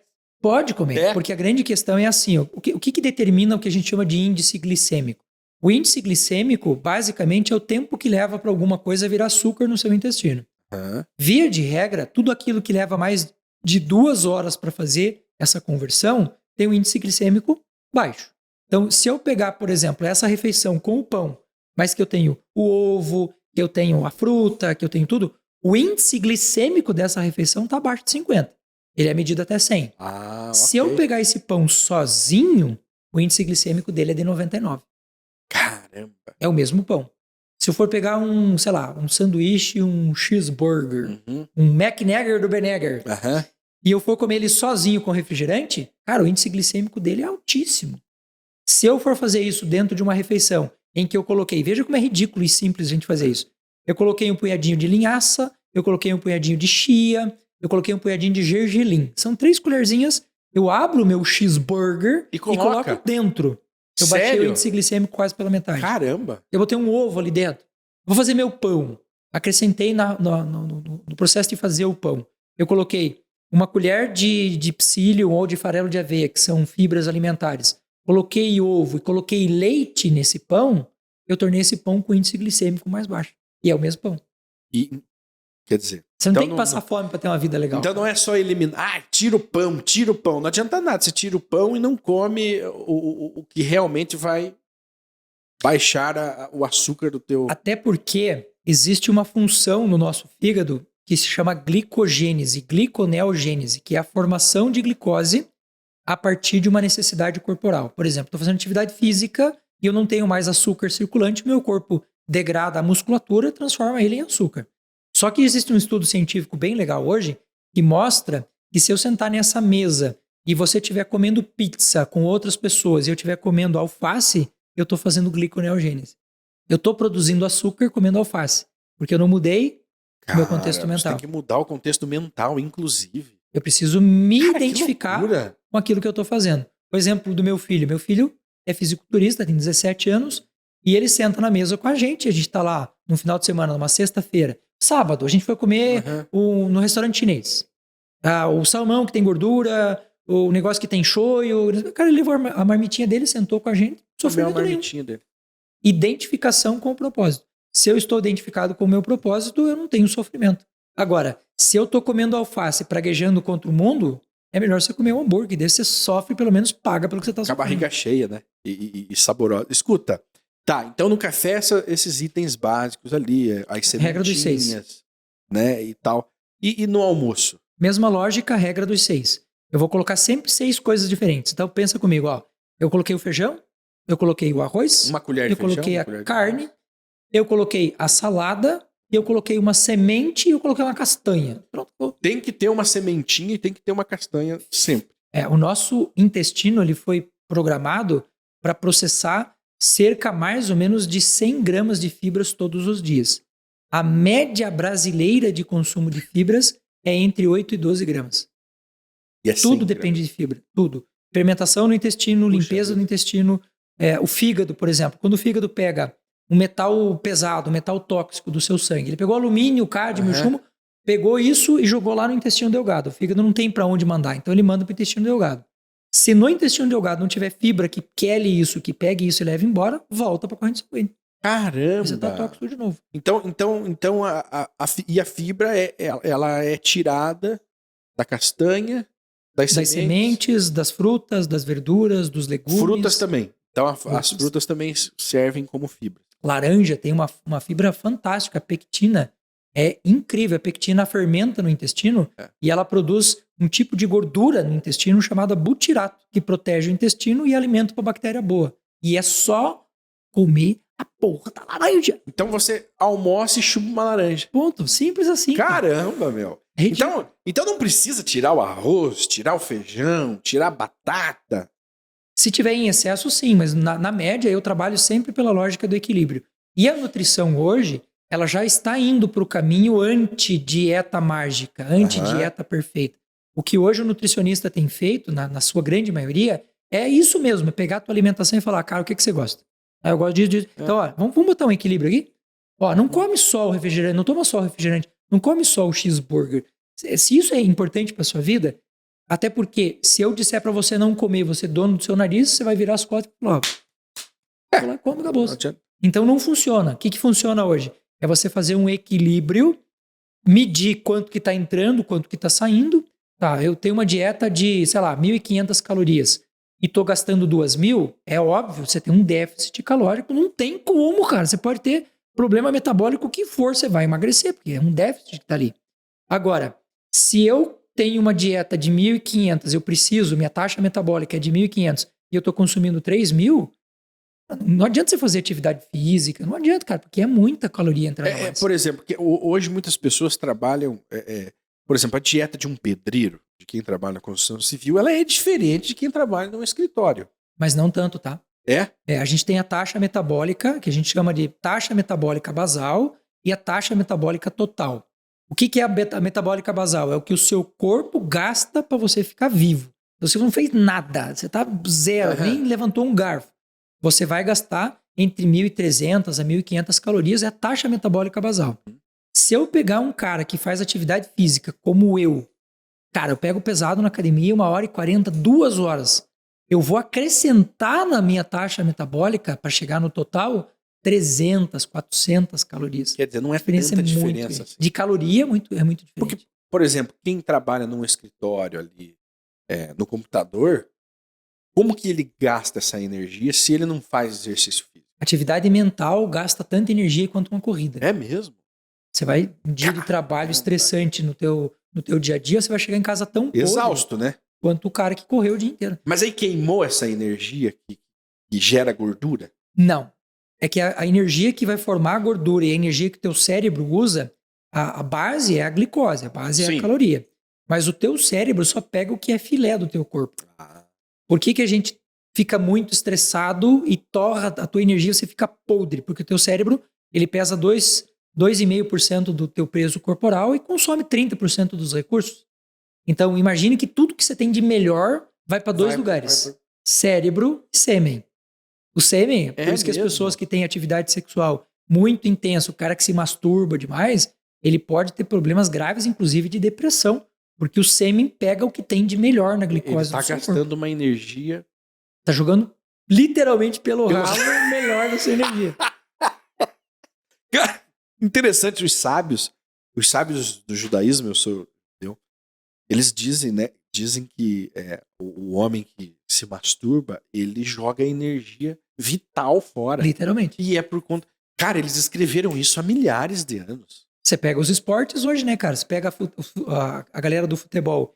O que a gente tem visto hoje nos clubes, né? Quando você tem um jogo decisivo, você coloca o cara na concentração alguns dias antes, com limitação sexual, inclusive. Por quê? Porque isso vai fazer diferença na performance da pessoa. Então não é só tipo crendice de treinador. É científico o negócio. Sim, existem estudos científicos muito contundentes que mostram que a pessoa... Tem gente que hoje, né? 70% da movimentação da Dark Web é o quê?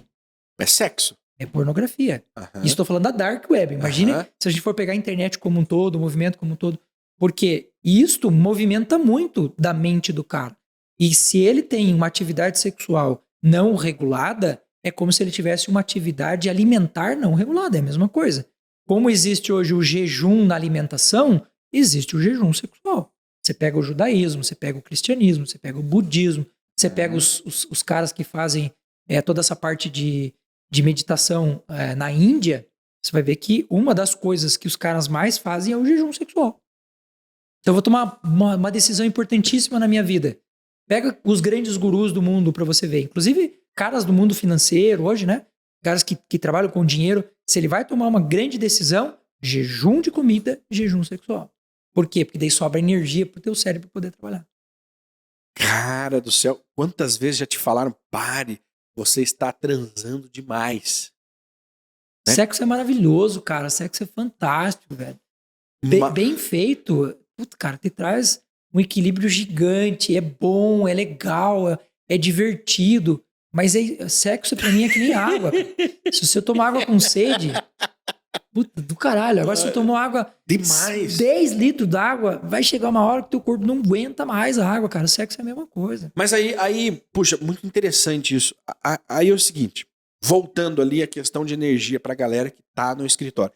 ele vai ter que complementar, então, com exercícios físicos para queimar aquela diferença. Ó, vou te dar um exemplo. Lá no nosso osso, nós temos dois componentes do osso, um chama osteoclasto, o outro chama osteoblasto. Um faz o cálcio grudar no osso, o outro tira o cálcio do osso para regular o nível do cálcio do nosso sangue. Então, o osteoclasto e o osteoblasto, eles trabalham para fortalecer esse osso ou para tirar esse cálcio de lá. Uma pessoa que faz atividade física tem 6 vezes mais atividade de osteoblasto para fazer a formação do teu osso e para você ter uma resistência na tua ossatura 6 vezes mais do que uma pessoa que não faz. Então você imagina assim, eu, Júlio César, cara, eu escrevi 20 livros, estou no meu 21º.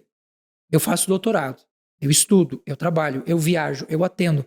Então a minha necessidade de gasto é muito grande.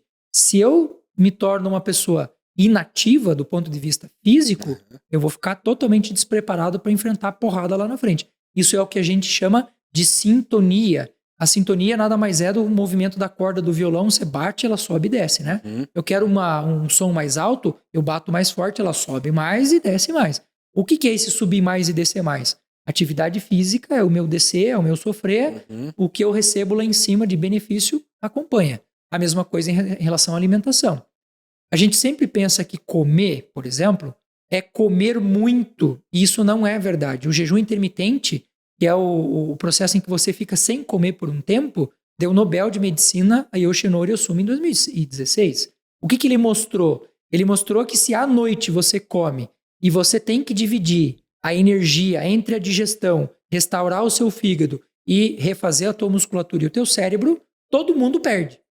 Se eu à noite resolvo não comer mais depois das 6 horas da tarde, 0. Toda a energia que eu gastaria lá na digestão, eu estou utilizando para restaurar o meu cérebro, para fazer a autofagia, que é a limpeza do meu corpo, comer as células velhas, e restaurar o meu fígado. No dia seguinte, adivinha? Estou cheio de energia, estou cheio de disposição. Agora, se eu como uma coisa pesada de noite, você pode fazer o teste, faz o teste. Não acredita porque é o Júlio que está falando. Faz o teste. Come tarde e vê como é que você acorda no dia seguinte. Meu Deus, debulhado. Você não precisa de artigo científico para provar. Quando você anoitece fazendo aquela churrascada, no outro dia, por mais que você não bebeu, você acorda com uma ressaca. Sim, de comida. ressaca alimentar. Ressaca alimentar. Agora, pra gente encerrar mesmo. Existe o cérebro desnutrido? Existe. Infelizmente. Hoje a gente está com um paradoxo na sociedade, que é o paradoxo das pessoas que estão acima do peso, porém desnutridas. Antigamente, você deve lembrar, as avós, as mães, né? Chegavam no bebezinho e falavam, ai, que lindinho, ele tá gordinho. Então, portanto, a denúncia imediata desse comentário é, ele está saudável. Com saúde. Só que o desequilíbrio energético hoje, com muita caloria e pouco nutriente, faz com que a gente tenha realmente um nível hoje social muito grande. A gente está comendo bem, a gente não está comendo mal, a gente não tem mais, hoje no Brasil, tanta gente passando fome. Ainda existe, obviamente, mas na média a gente já está com um nível, sim, as pessoas têm o que comer. O problema é que a gente come muita porcaria e o nosso corpo não recebe o que ele precisa. Vamos imaginar o seguinte, eu sentei agora aqui e comi um prato de macarronada e esse prato de macarronada, ele está banhado aqui no molho 4 queijos, por exemplo. O meu corpo precisa de cerca de 60 nutrientes básicos para poder funcionar. 60. Quantos você acha que tem aqui? Eu acho que não tem nem. Como é que o teu corpo funciona? Se você tem um nutriente em baixa, tá faltando vitamina K, por exemplo. O teu cérebro vai mandar você comer, porque a única forma que tem de você botar para dentro o que tá faltando é pela viés da alimentação. Só que quando você come uma coisa que não tá balanceada, a vitamina K continua faltando e você continua comendo. E vai comendo. Por isso que uma das primeiras coisas que a gente faz numa dieta de emagrecimento é o estabelecimento mínimo de macro e micronutrientes, para não faltar nada. Aí você não tem tanta fome. Você não fica com aquela fome de leão. Por quê? O que é a fome de leão? É um negócio que está faltando. Por que comer porcaria te faz sentir fome daqui a 2, 3 horas de novo? Não tem nutriente. Porque não tem nutriente. Cara, e para nós gordinhos assim, às vezes você só se satisfaz quando você não aguenta mais comer. É um negócio que tem... É na cabeça, né? A gente tem um mecanismo no cérebro Eu sei que você está querendo acabar aí, mas eu vou explicar mais uma coisa aqui. Não, explique porque tá maravilhoso. A gente tem um mecanismo na nossa mente, no nosso cérebro, chamado de biofeedback. Bio é vida, bio é biologia e feedback é retorno. Então, quando eu sento para tomar um copo d'água, o primeiro copo d'água que eu tomo com sede me dá um puta prazer, me libera endorfina, cara, porra, tesão. Eu pego o segundo copo d'água, o meu corpo já diz, cara, tá exagerando, velho. O terceiro pode te dar intoxicação no fígado por causa de água, por causa de excesso de água. Caramba! Porque o nosso corpo diz, chega. Como é que funciona a natureza em relação ao sal? Nós temos um mecanismo de biofeedback do sal. Se eu pego uma coisa salgada demais, eu repuno na hora, biofeedback. Agora, em relação ao açúcar, nós não temos essa trava. A gente tem essa trava quando o açúcar está associado às fibras. Então, por exemplo, eu peguei uma laranja. Amo laranja, fantástica laranja. Comi a primeira laranja. Prazer enorme. Minha vontade, comer a segunda. Você não vai para a terceira. Porque o teu biofeedback vai dizer, para porque você está exagerando. Porque aí a associação do carboidrato mais a fibra ali dentro, ele vai dizendo pro teu organismo, pare. Vai dando aquele asco, né? Porque você também tem um tempo de comida, né? Você vai comer 3 laranjas, você vai levar, 20 minutos para fazer isso. Se eu pegar uma jarra de suco de laranja que tem 5 laranjas lá dentro, o meu corpo não tem tempo hábil de fazer biofeedback. Ele não consegue ter freio, ele não consegue puxar a rédea. Você pega um copo com 3 laranjas e toma numa paulada.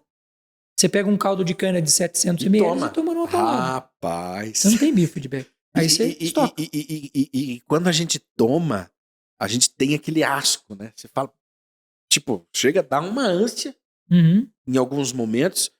Inclusive, agora eu entendi. Às vezes de manhã, porque eu ouvi, né? Ouvi um especialista dizendo, de manhã você tem que tomar água em jejum. Tantas ml em jejum. E eu vou lá e viro. Só que em alguns momentos me dá ânsia de vômito. Porque eu saturei, então, o que o meu corpo demais. queria. E outra coisa também, outra observação é que quando a gente está comendo lentamente, a gente come menos. Sim, tem um estudo de Harvard que eu reproduzi na universidade que eu leciono, que é um estudo bem simples. Ele mostra o seguinte, o que os caras fizeram, eles botaram um prato de sopa e algumas pessoas têm um cano no prato de sopa que repõe a sopa conforme ele come. E dessas pessoas, eles não falaram quem é que estava repondo ou não. Então as pessoas não tinham noção de quanto elas estavam comendo. Mas o que eles perceberam? Que aquelas pessoas que passavam de 20 minutos na alimentação comendo devagar, elas comeram 70% menos do que o cara que comeu tudo que ele podia comer em 10 minutos. Porque você não tem tempo de dar biofeedback e você vai enchendo o prato, o cara não sabe quanto que está acabando e ele vai comendo. Vai comendo, vai comendo. Por isso que a gente usa muito a questão na nutrição do estímulo visual, né?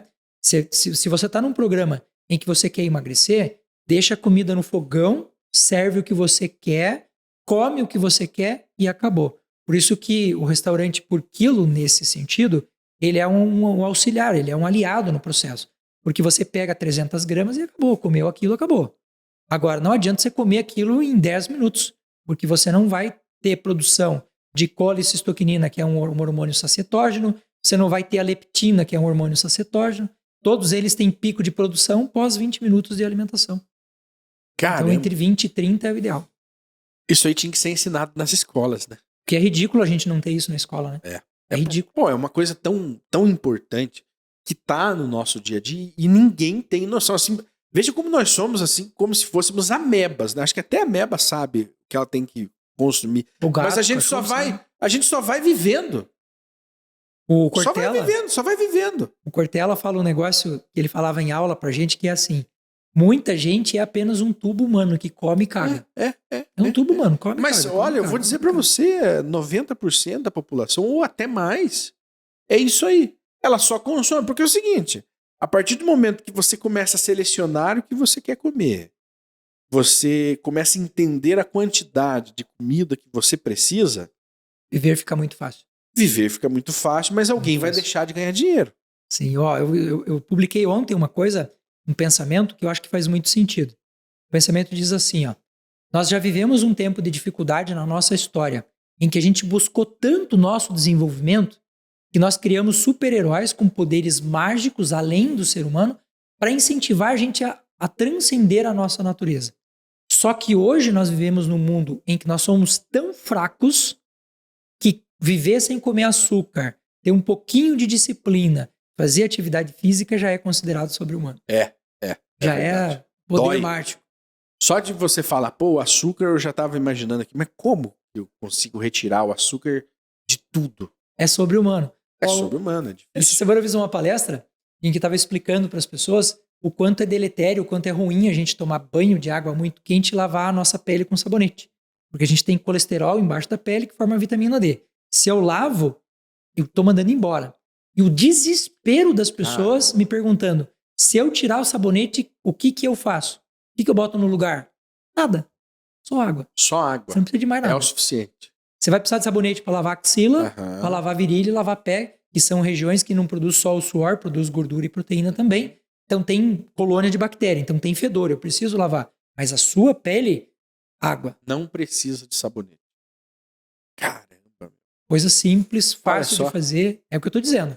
Ter uma vida boa, ter uma vida saudável, uma vida equilibrada é muito mais barato, é muito mais fácil do que você imagina. Você só tem que romper essa casca, essa bolha que você vive feita de açúcar e acha que isso é mundo, isso que é vida. Isso que é maravilhoso. Escuta. Tá. Quais são as vitaminas que o cérebro precisa, assim, diariamente? Complexo B, todas elas, B1, B2, B3. A B6 é muito importante, a B8, que é o inositol, é muito importante. A B12 é muito importante. Nós precisamos de bastante vitamina C, a gente precisa de bastante antioxidantes para tirar os radicais livres do cérebro. A gente precisa de selênio, a gente precisa de zinco, precisa de magnésio, Deus amado. manganesa, Escuta, mas extremamente importante, peão, L-tianina. um peão de rodeio que nem eu não sabe quais alimentos têm tais vitaminas. E não precisa saber. Não. Se você olhar para o teu O que eu tenho prato que fazer? e disser, tem 6 coisas diferentes aqui no meu prato todo dia, eu garanto a você que você não precisa fazer nutrição para você ter uma vida top, uma vida do É caralho. só você ter 6 elementos diferentes, 6 comidas. Prato colorido, com uma boa distribuição ali de carboidratos, proteínas e gorduras, que são os 3 macronutrientes, Aham. e de forma colorida. Eu que estudo muito essa parte de nutrição, já estou no meu 2º doutorado. Assim, cara, a gente toda vez que a gente estuda mais, a gente percebe que a gente sabe menos, porque o universo é muito grande. Mas eu tenho para mim uma questão pessoal que é assim: você não precisa ser mega power. Você só tem que fazer do jeito certo. O corpo se encarrega de fazer o restante. Caramba. E isso influencia Isso. direto no desenvolvimento do indivíduo. Essa falta de vitamina no cérebro. Você fala, poxa, mas como que existem tantas pessoas idiotas no mundo? Elas estão comendo por coisas idiotas, porcarias. Portanto, o que elas vão pensar? Seu corpo é aquilo que você come, né? Então, Caramba. o que eu sempre falo para as pessoas é assim: se você deseja ter uma pele de pêssego, não é comendo hambúrguer que você vai ter essa pele de pêssego. Comendo pêssego. É uma questão lógica, né? Cara, é muito... É tipo assim... Veja, deveria ser comum, né?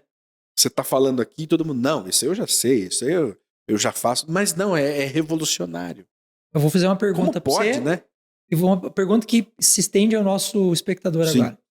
Ó, vou fazer 3 perguntas básicas.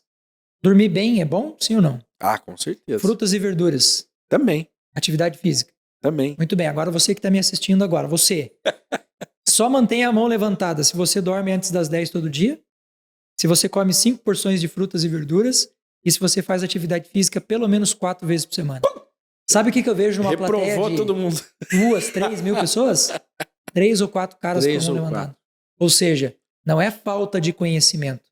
É falta de pachorra de você pegar o que Pegar você e fazer. sabe e botar em prática. As pessoas elas acham muito lindas eu falando sobre tirar o refrigerante do almoço, tirar o açúcar do café. Todo mundo acha isso lindo, me aplaude, me pagam para fazer isso. Cara, O cara vai na minha palestra, ele me paga para fazer isso. Ele sai da palestra, ele não tem a decência de sentar do meu lado e naquele dia não pedir refrigerante. ele vai sair, vai pedir, porque é só mais hoje, depois Já era. eu faço. Mas veja, eu não culpo 100% a nós, peões de rodeio. A forma de vida que nós levamos nos leva a viver essa superficialidade, né? A forma cultural. Sim. Porque quando você adotou determinada postura, você teve que fazer uma mudança cultural. E aí, a mudança cultural às vezes machuca, Dói. sai incomoda. caro em algum momento, né? Por exemplo, o alimento processado hoje é mais barato que você conseguir trazer as coisas mais naturais possíveis. Mais palatável. Para dentro do lar. Ele é mais palatável. Ele tá na nossa cabeça 24 horas. É propaganda aqui, é propaganda ali. Nós somos levados a consumi-los. Então, por exemplo, a ação de mudar de hábito, ela é simples. Micro-hábitos. Mas a mudança cultural, ela já precisa de muita profundidade de você entender o que vai ser bom para você, para sua família a longo prazo. Eu acho que não, cara. Eu trabalho com a ideia de que existem micro-hábitos, hábitos atômicos, hábitos pequenos, a ideia do átomo, né?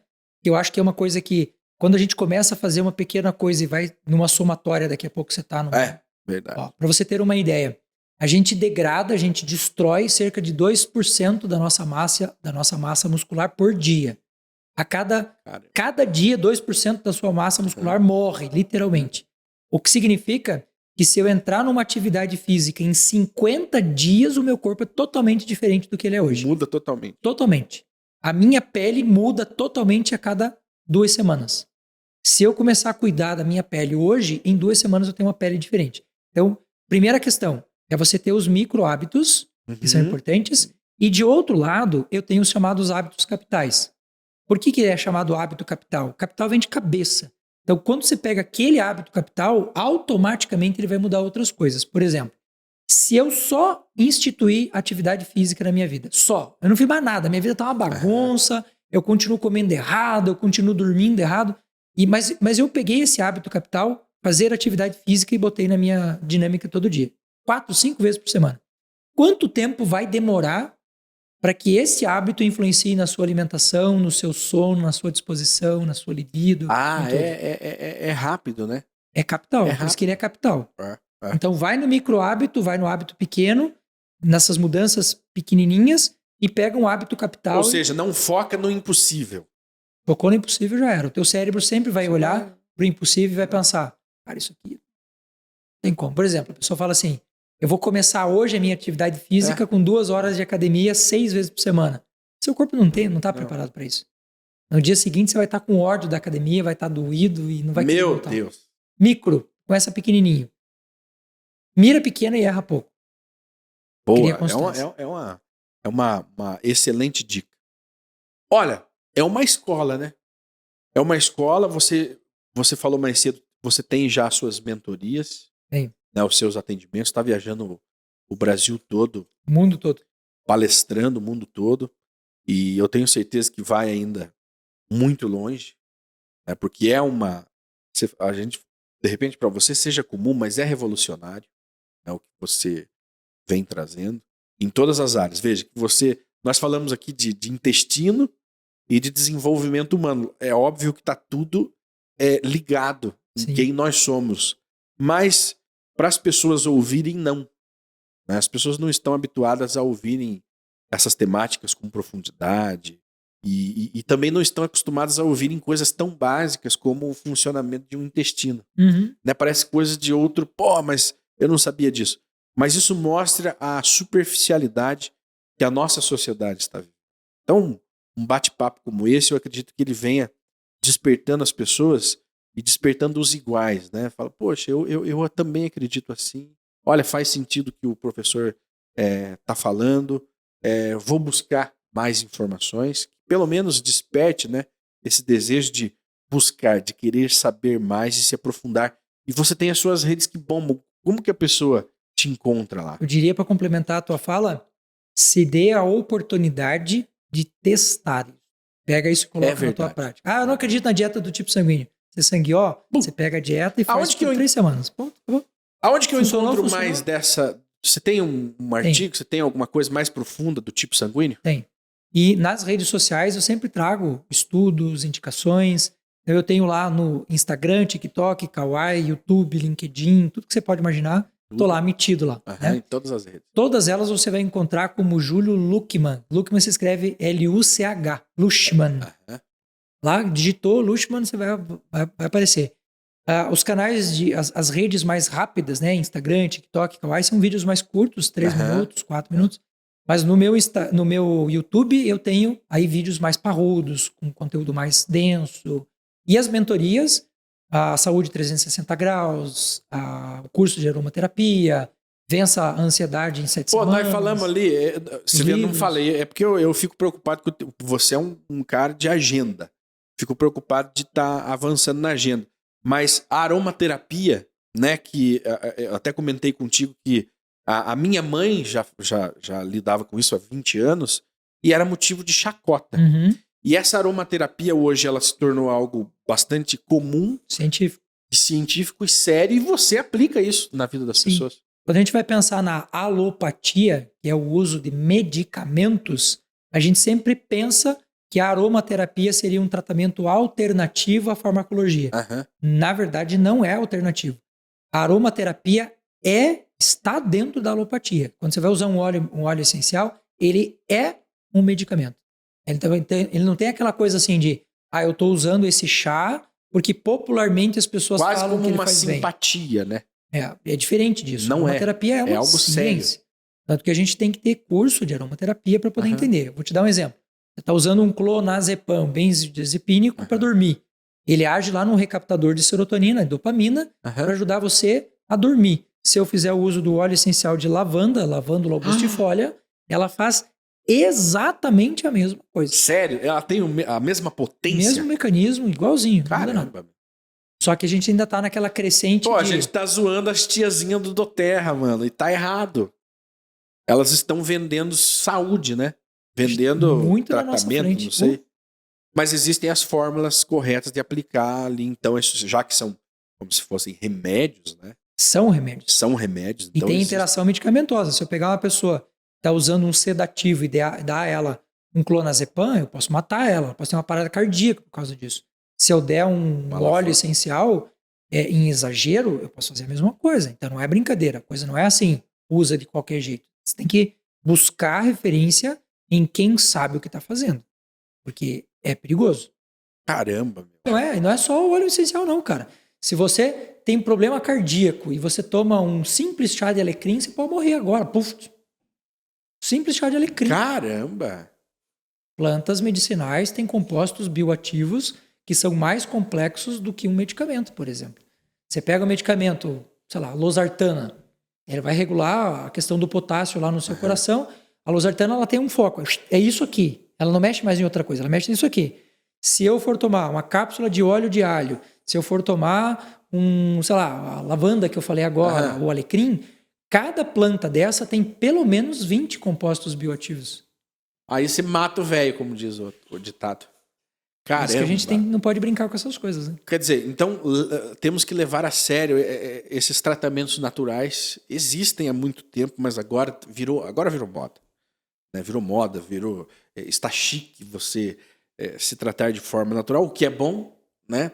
O conhecimento deveria ser chique. Deveria ser chique. Deveria ser chique, porque hoje o cara que estuda, o cara que... Né, ele é brega. Bonito é mostrar a raba ali no TikTok, no Instagram, né? Ou falar bobagens. Mas... Eu acho que também tem o seu espaço, sabe? Mas tem, claro. Não pode ser só isso, né? Você mesmo falou, você não pode ficar comendo só cheeseburger. Exatamente. Eu quero agradecer aí a sua presença, né? De abrilhantar aqui o nosso podcast e de dizer que as portas aqui da casa estão sempre abertas. Né? Esteja conosco aqui, sempre trazendo um pouquinho mais de conhecimento para as pessoas. E você que acompanha aí também, ouça-nos no Spotify, né? Ouça-nos no YouTube, compartilhe aí no Instagram, mande, porque no Instagram você pode encaminhar, né, para as pessoas esses vídeos. As tias do Zap que estão agora sem o Bolsonaro, encaminhe os nossos vídeos nos grupos aí. Um abraço a vocês, obrigado, professor. Obrigado pelo carinho. E a você que está nos acompanhando, eu encerro hoje com o meu lema de vida, que é: ensine tudo aquilo que você sabe sem reservas, pratique aquilo que você ensina a ponto de ser você o exemplo daquilo que você quer ver no mundo. Olha que profundidade. Muito bem. Um abraço, obrigado e até a próxima. Tchau, tchau.